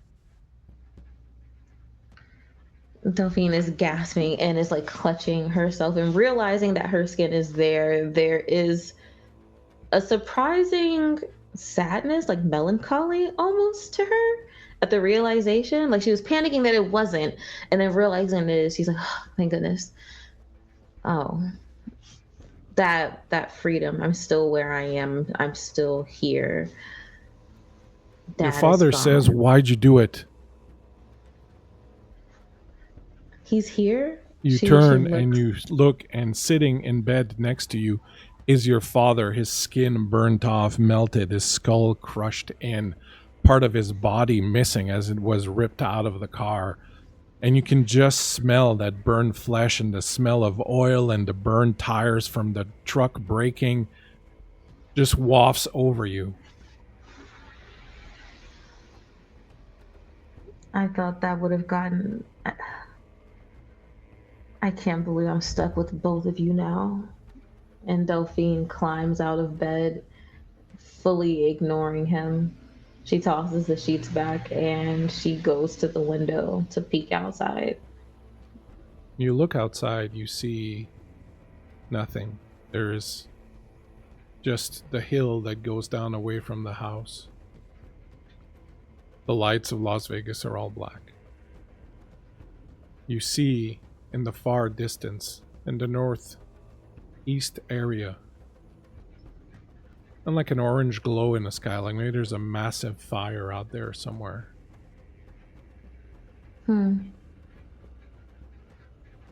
She's staring at that light and answers her father. You didn't listen. You never listened. You never really saw me. You never even saw Cassandra. I thought you did, but I see now you didn't. You realize he's no longer there. The doorbell rings. Delphine tosses on a robe, a silk number. It's like white and black, long sleeves, very puffy. And she floats towards this door. That dream scared the hell out of her, but I think it also left her feeling light on her feet. You go downstairs. You open the door. Standing there is Cassandra, your sister. Delphine rolls her eyes and leans against the doorway. You just missed him. He's not what I want.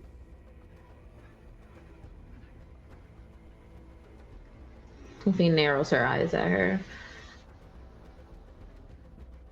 It's time we dance. And she reaches for you. Meanwhile,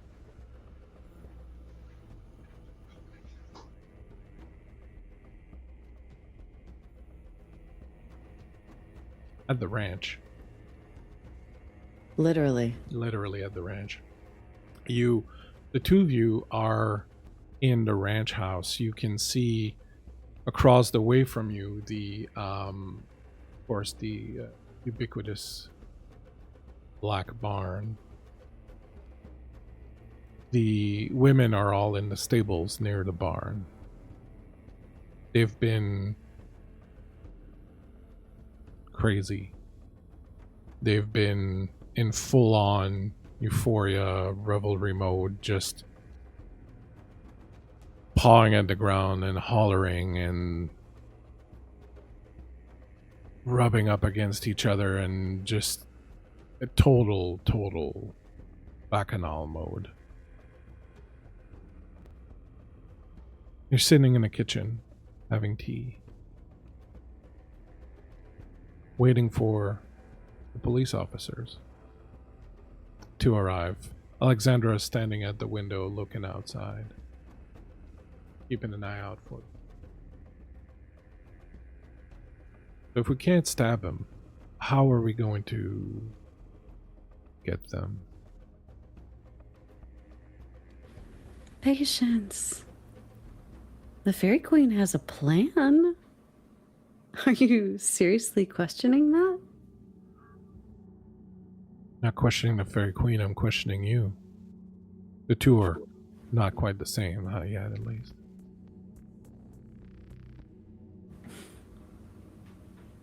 I know what I'm talking about. Well, more than you do. So, just trust me. Patience is a virtue.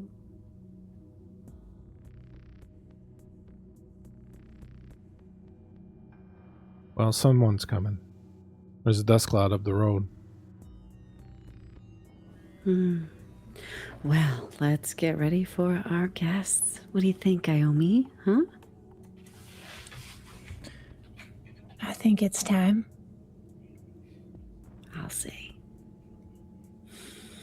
Iommi, almost like as if you can see through the walls, you see a glow approaching the house in the direction from where the car is coming.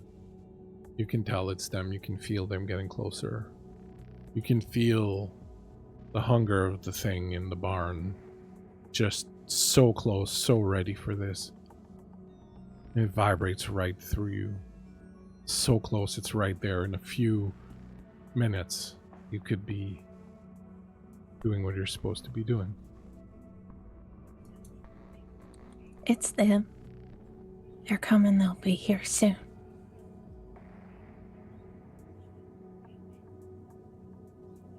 A car pulls up in the middle of the place, stops. The two detectives that you met earlier, Overmeyer and Sandusky, get out,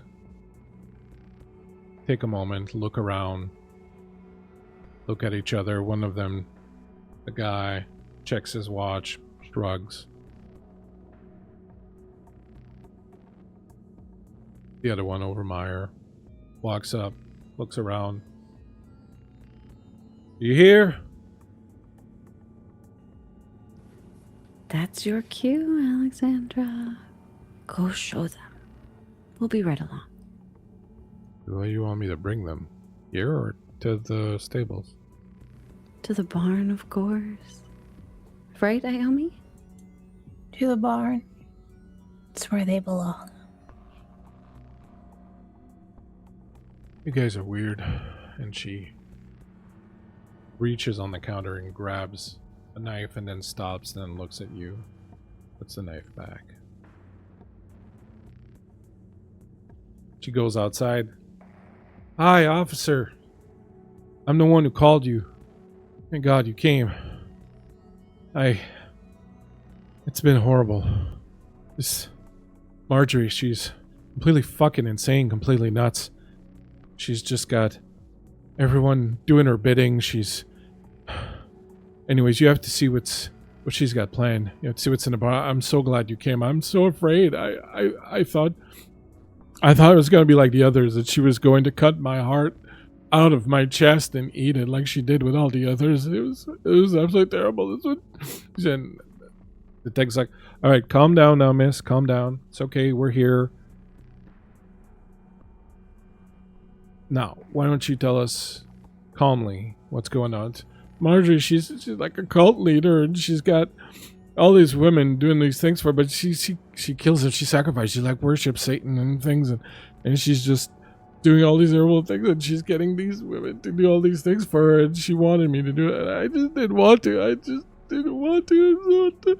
And she talked about it. She said that she killed Dr. Bell. She said she talked about it all the time. She told us how she did it, how she cut him apart, how she ate his heart. It was horrible. That's what I knew. I had to get out. I had to escape her, but I'm afraid. I'm really afraid. He knows black magic. They're like, okay. Is anybody else here with you right now? No. Alone. All right. So why don't you show us what you want to show us, and if we'll take into that in consideration, then if you want to come down to the station with us and give us a full detailed report, then maybe we can get a judge to get us an arrest warrant and we'll go and take care of it. Okay, now just show us what you need, what you want to show us. Okay, it's really messed up though. Would you guys bring barf bags, because it's fucked up. It's really fucked up in there. We'll be fine. We'll be fine. They kind of look at each other like, crazy bitch. And they start heading towards the black barn. What do you do?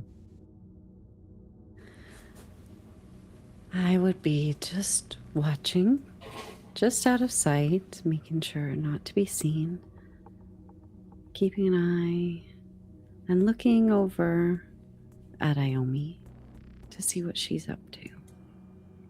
Iommi has stood now, and she's moving towards one of the windows that has this sort of white, lacy covering on it, and she's just watching them through that. You described earlier the Bacchae and how they would, in their frenzy during the ritual in honor of Dionysus, would rush out and run after men and beat them with sticks and drag them to the ground. And that's roughly what happens as you watch the women from your group, all in this heightened sense already, come rushing out of the stables. They've got broomsticks and the handles from various tools that they've found, and they come rushing out and they're screaming. Half of them are naked and scratched up and bleeding already. Their eyes are wild. They're in this utter state of euphoric frenzy as they rush out screaming, strange sounds coming from their throats, ululating, the whole thing. The cops turn around towards them, completely surprised. Alexandra reaches out and grabs one of the cops and pushes him into the other one. The two of them kind of go falling one on top of each other, and Alexandra, laughing and smiling, kind of skips back, and you watch as this group of women descends on these two cops. All you see after a while are their limbs and sticks falling down, the women screaming. You see the clothes get ripped off, and there's just this massive, wild pack action that goes down. And Iommi, I think as you watch this, you are maybe taken aback a little bit. You met these women earlier today and they were fine. Today they were just bored, rich housewives who needed a little spice in their life, and that's why they were hanging out with Marjorie, and now they've become these screaming hellions, just completely given over to something else. And you remember the power that Bannon had, you remember all that, but there was never anything quite like this. Like, Bannon could make one or two people do something a bit outside of what they would normally want. In time, he could incrementally drive people to do what he wanted, but this immediate and overwhelming response from them is, I think, scary even to you a little bit. What do the two of you do as you watch this happening?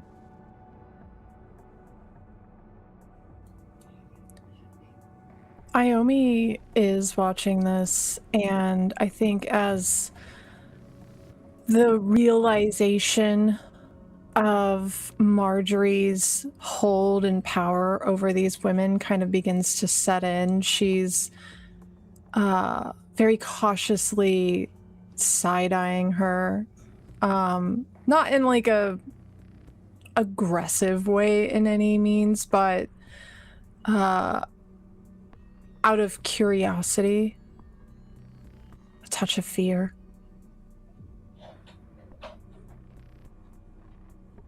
And I would be reaching down and weaving my fingers of my hands through Iommi's. Say, this is what you wanted, wasn't it, sweetheart? Ain't gonna hurt them, are they? Well, they're going to put them in a place where they are exactly where they need to be for what you need.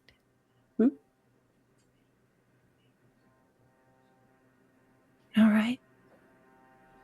It's time to be brave. Can I ask you a personal question? Yes, ma'am. Have you gotten your period yet? Yes, ma'am. What happened the first time it happened? I was scared Mm-hmm.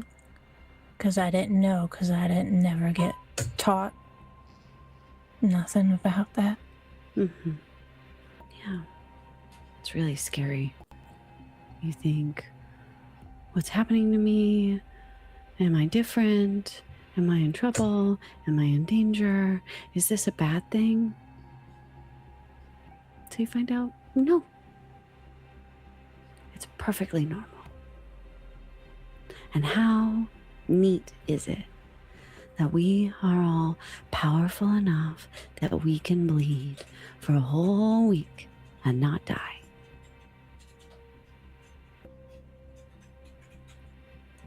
I'd say we're powerful. Yeah. Kind of neat, huh? This is a little bit like that. It's kind of scary. You don't know if you're in trouble. You don't know if you're safe. Are you hurt? But before you know it, it's just pretty normal.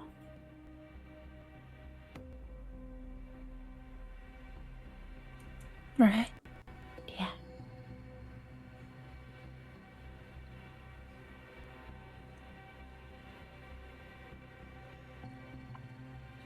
No need to be scared. I'll be right here with you. I'll give your hand a squeeze.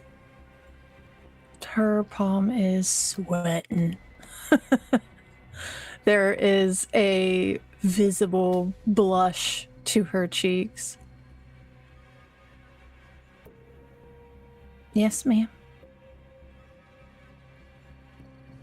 Come on. Let's go get set up. Hmm? You've got a ritual to lead, little miss. Right. She's going to move towards the door, start making her way to the barn.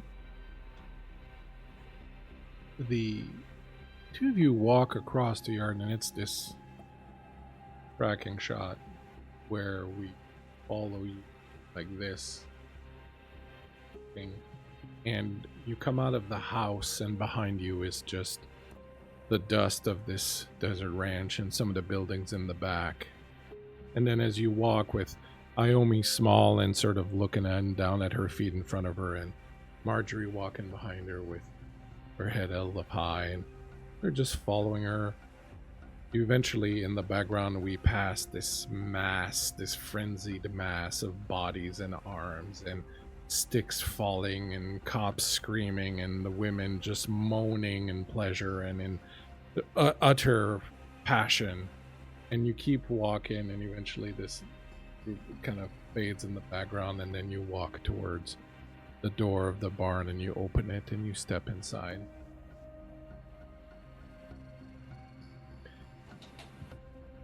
Inside the barn, Marjorie, what you see as soon as you step in is that the place has been kind of cleaned out. But on the ground in the middle of it, pretty much where you killed Bell,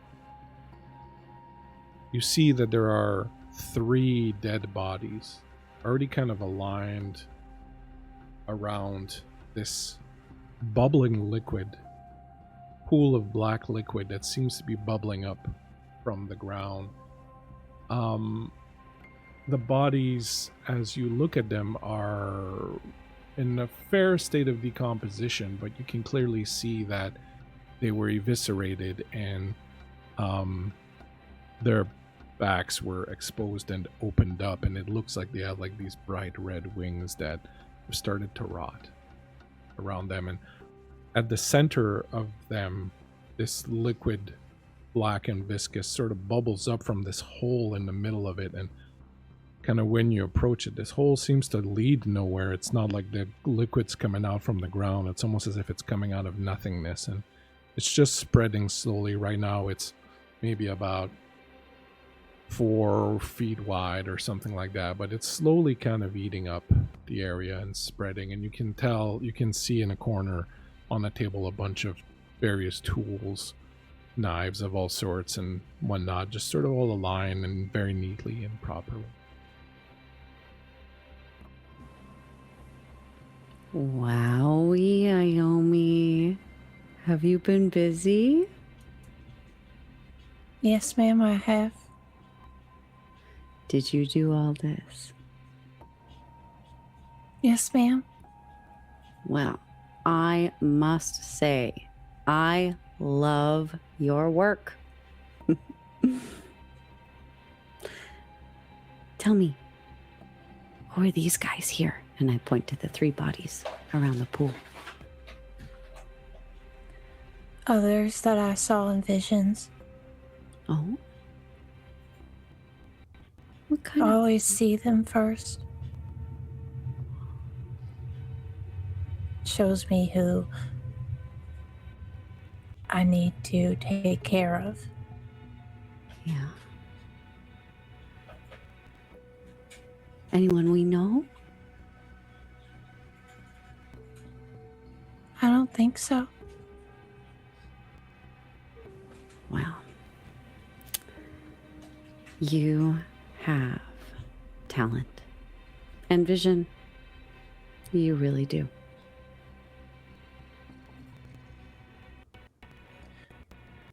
I'm just doing what I'm told.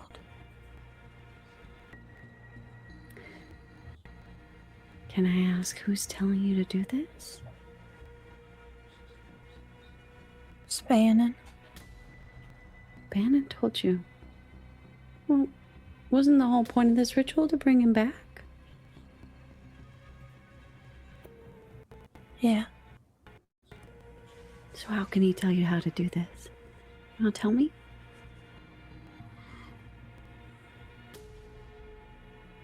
Because I went and saw him. But I couldn't stay. Huh.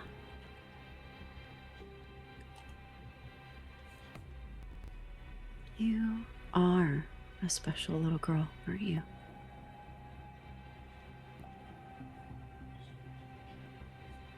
That's what Father Bannon says.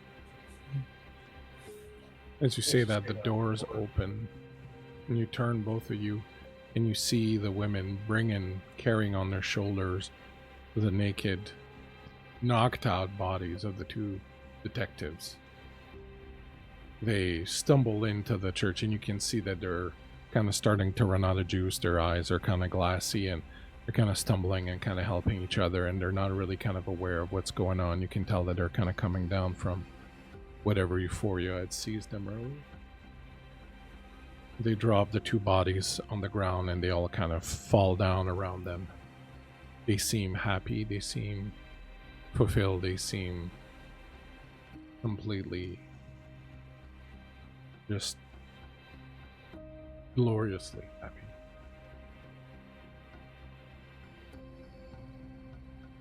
What do you do? Excellent work, ladies. Well done. Now, please form a circle. We're about to show you something spectacular.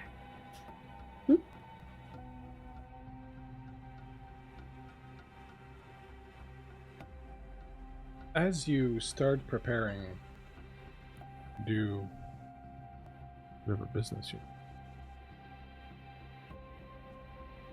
Estelle. Mm-hmm.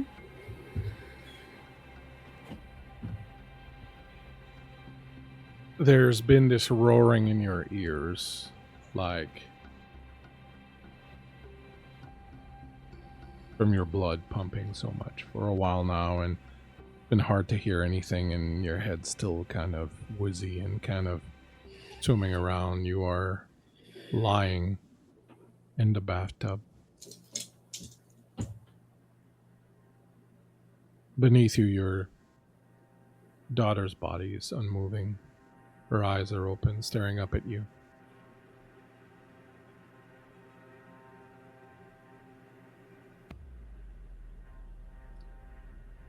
She kind of shifts her body to kind of scoop Cynthia into her arms. And if anyone was to walk into the space, Estelle's eyes, pained by tears, trying to escape. It is an image of Ivan the Terrible with his son Ivan. That fear, that pain, the regret. Because as much as she understands other Estelle, and she knows that some of the things that she says, she believes it to be true.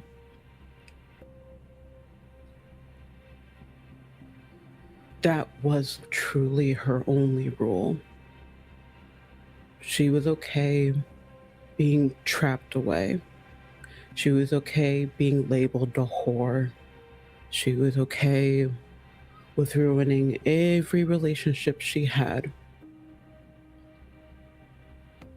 But not her daughter. That was her one rule for herself, for everyone around her. And she was the one to break it. Internally fractured. It doesn't matter who to blame. She broke her one fucking rule. So she just cradles her baby.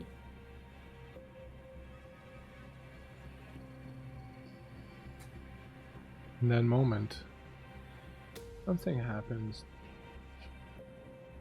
You feel the last of your stability go. You feel broken as the events of the last few months, and especially the events of the last few hours or minutes, this abandoning of that last line that you had drawn in the sand. This line you had drawn in the sand, and you're willfully stepping over it. You feel suddenly like something awakens in you. There's a presence there, something that changes things. You realize that this thing that is growing inside of you is above all of this, is above any sense of human morality, any sense of human attachment. There is something far greater. And I can't stress this enough. There is something far greater. You understand it as being something far greater, a truth inside of you that had been hidden there for who knows how long, that is finally now starting to peek through the cracks, finally starting to be revealed. There is something inside of you far greater than anything you've ever encountered, anything in the world. It renders everything else completely meaningless. And in that moment, Estelle, you realize that this is who you really are. This is the true you. And I want to impress something on Ava here, the player. as a player right now, you feel certain emotions and you're feeling certain ways about your character. But your character right now, beyond her ability to control it, beyond your ability as the player, that character, to control it, changes. Your character, whoever she is now, because Estelle is just one part of her, but whoever this thing is that has awoken inside of her, is above all of this. Not in a mean or evil way. In the way that the lives of men and women on the earth mean nothing to the stars.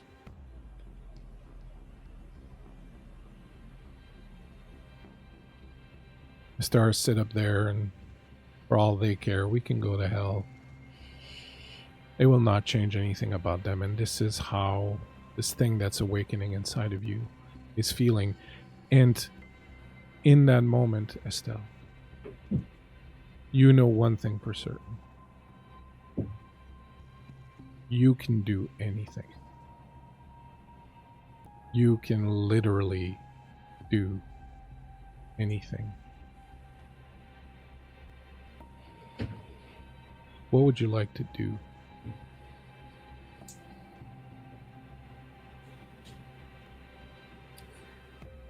As she holds her daughter, Estelle's daughter,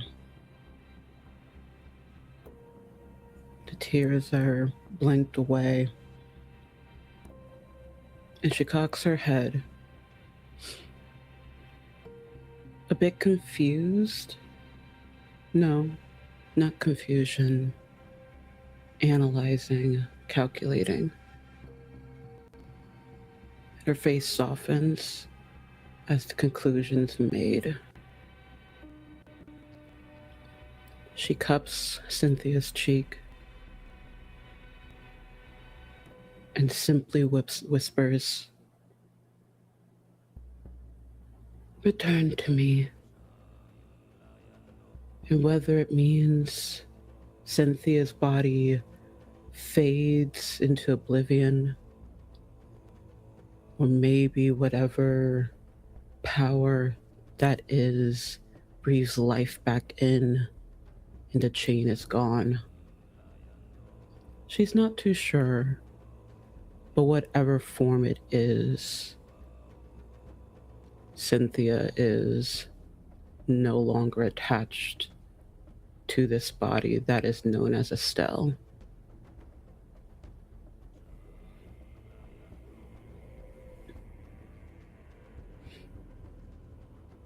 Feel something stir inside of you, and something happens, or whoever you are now. Something changes, and meanwhile, Delphine.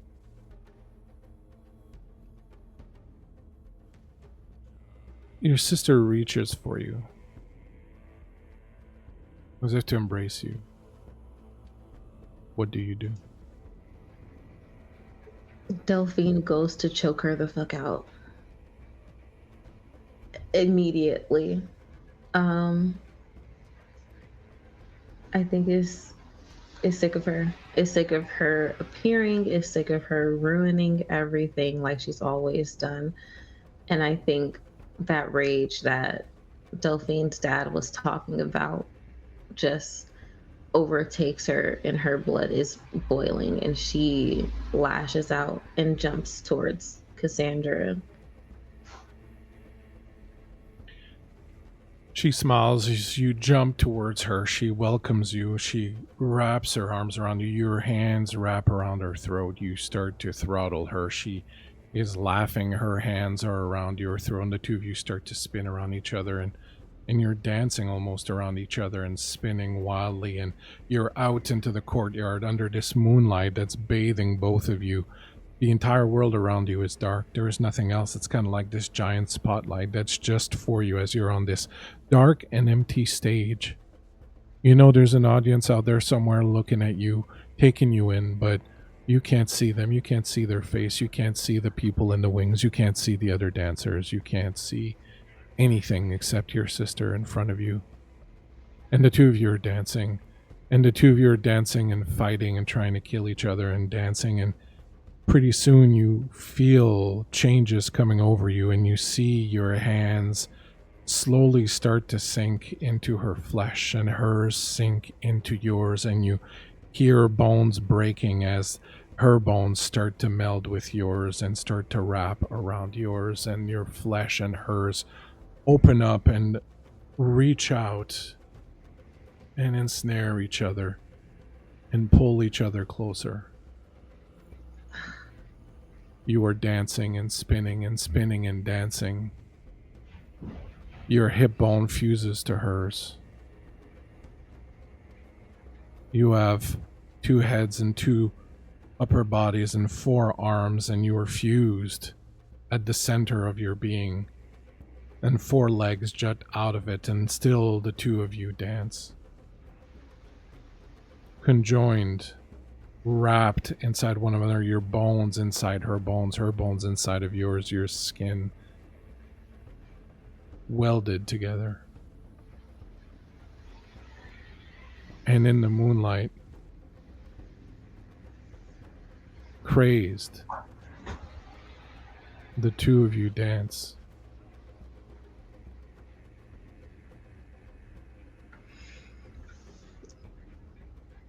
I think at first she tries to get away from Cassandra. When the joining starts, she's gonna take my body. This isn't what I wanted. And seeing she is powerless against it, that she can't even control it, a sort of acceptance, I think, begins to bloom in Delphine's chest of, this is exactly how it was always gonna end, wasn't it? So yeah, she dances. And she's stuck between rage and despair and that feeling of freedom. So these are just crying, a mixture of emotions in these tears.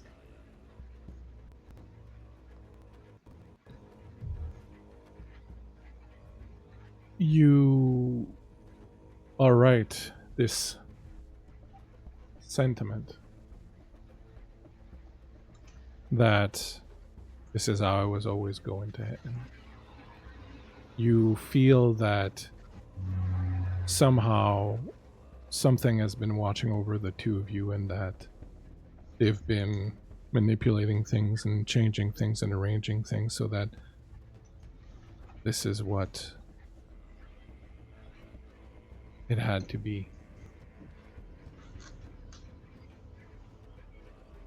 There's something very right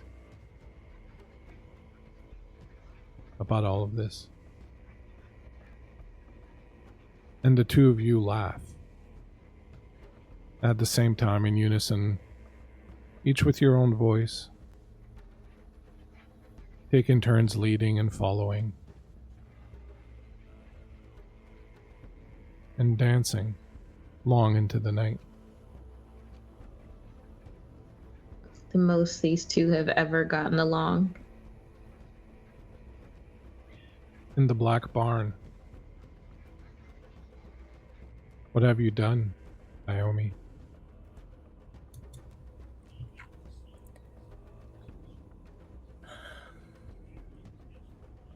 I believe Iommi has walked over to, there's a little like workbench there where she keeps her roll of tools, and returns to these two bodies. She will kneel between them and unroll this leather bag of tools. Her hands reach out in tandem and closes the eyes of the two detectives. And then I think she'll stand and turn to Marjorie, Nancy. She looks her in the eyes when she speaks. It's as though she doesn't notice the women forming a circle around them. I think it's best if I'm alone for this part. Are you sure? Yes. Okay. You got this.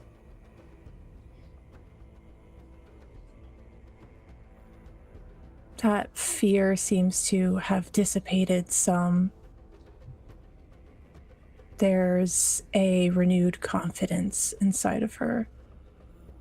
And then she will turn and stand and wait for Marjorie and her women to exit.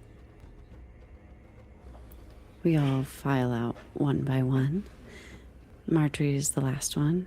She says, "Now you holler if you need anything, okay?" I will.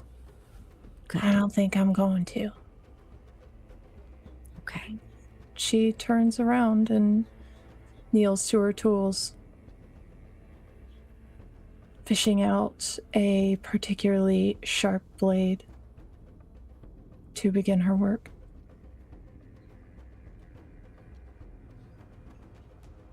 And Marjorie leads the women into the house and says, come along, ladies. Time to get cleaned up. There's tea." They follow you out. You sense that something's happening in the barn. There's a sense of power, of something opening, of something changing, but you leave Iommi to it, and as you cross the yard and Alexandra leads the women into the house to get cleaned up, and they are kind of lost and don't really know what happened and seemed a little bit discombobulated. You watch them go. They walk into the house, and you stand there for a moment. And then you look over to the left, and you see, standing there in the middle of the courtyard, a figure of a woman dressed entirely in black with a long black veil covering her face. She is standing there, and the wind is pulling at the veil and at her black dress, and when it moves, you're not 100% sure that there is actually somebody under that dress, but there is a form there, and dust devils are being kicked up all around it, and everything is very quiet. What do you do? I stand and watch, seeing if I am seeing what I think I'm seeing. And after a few moments, move a little bit closer and a little bit closer.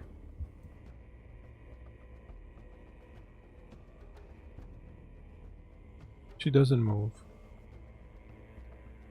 How close do you move? Excuse me. Can I help you? You've already done a lot. But they are ready now. It's time for you to give them their final task. Are you ready, Marjorie? Are you ready to open the eyes of everyone in Hartwell? All of them. Help them transcend through the illusion. See the reality of the world. Are you ready to do that?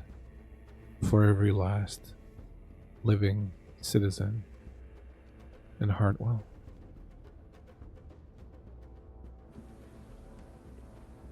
My queen, I am at your eternal service.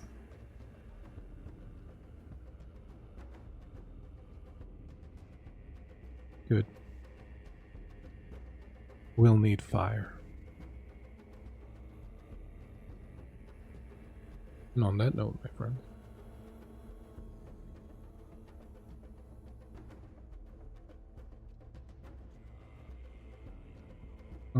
we are going to end tonight's episode of Kult. Only one episode left. How's everybody doing? Everybody okay? Oh, I'm Prof, sad you are I'm so really late.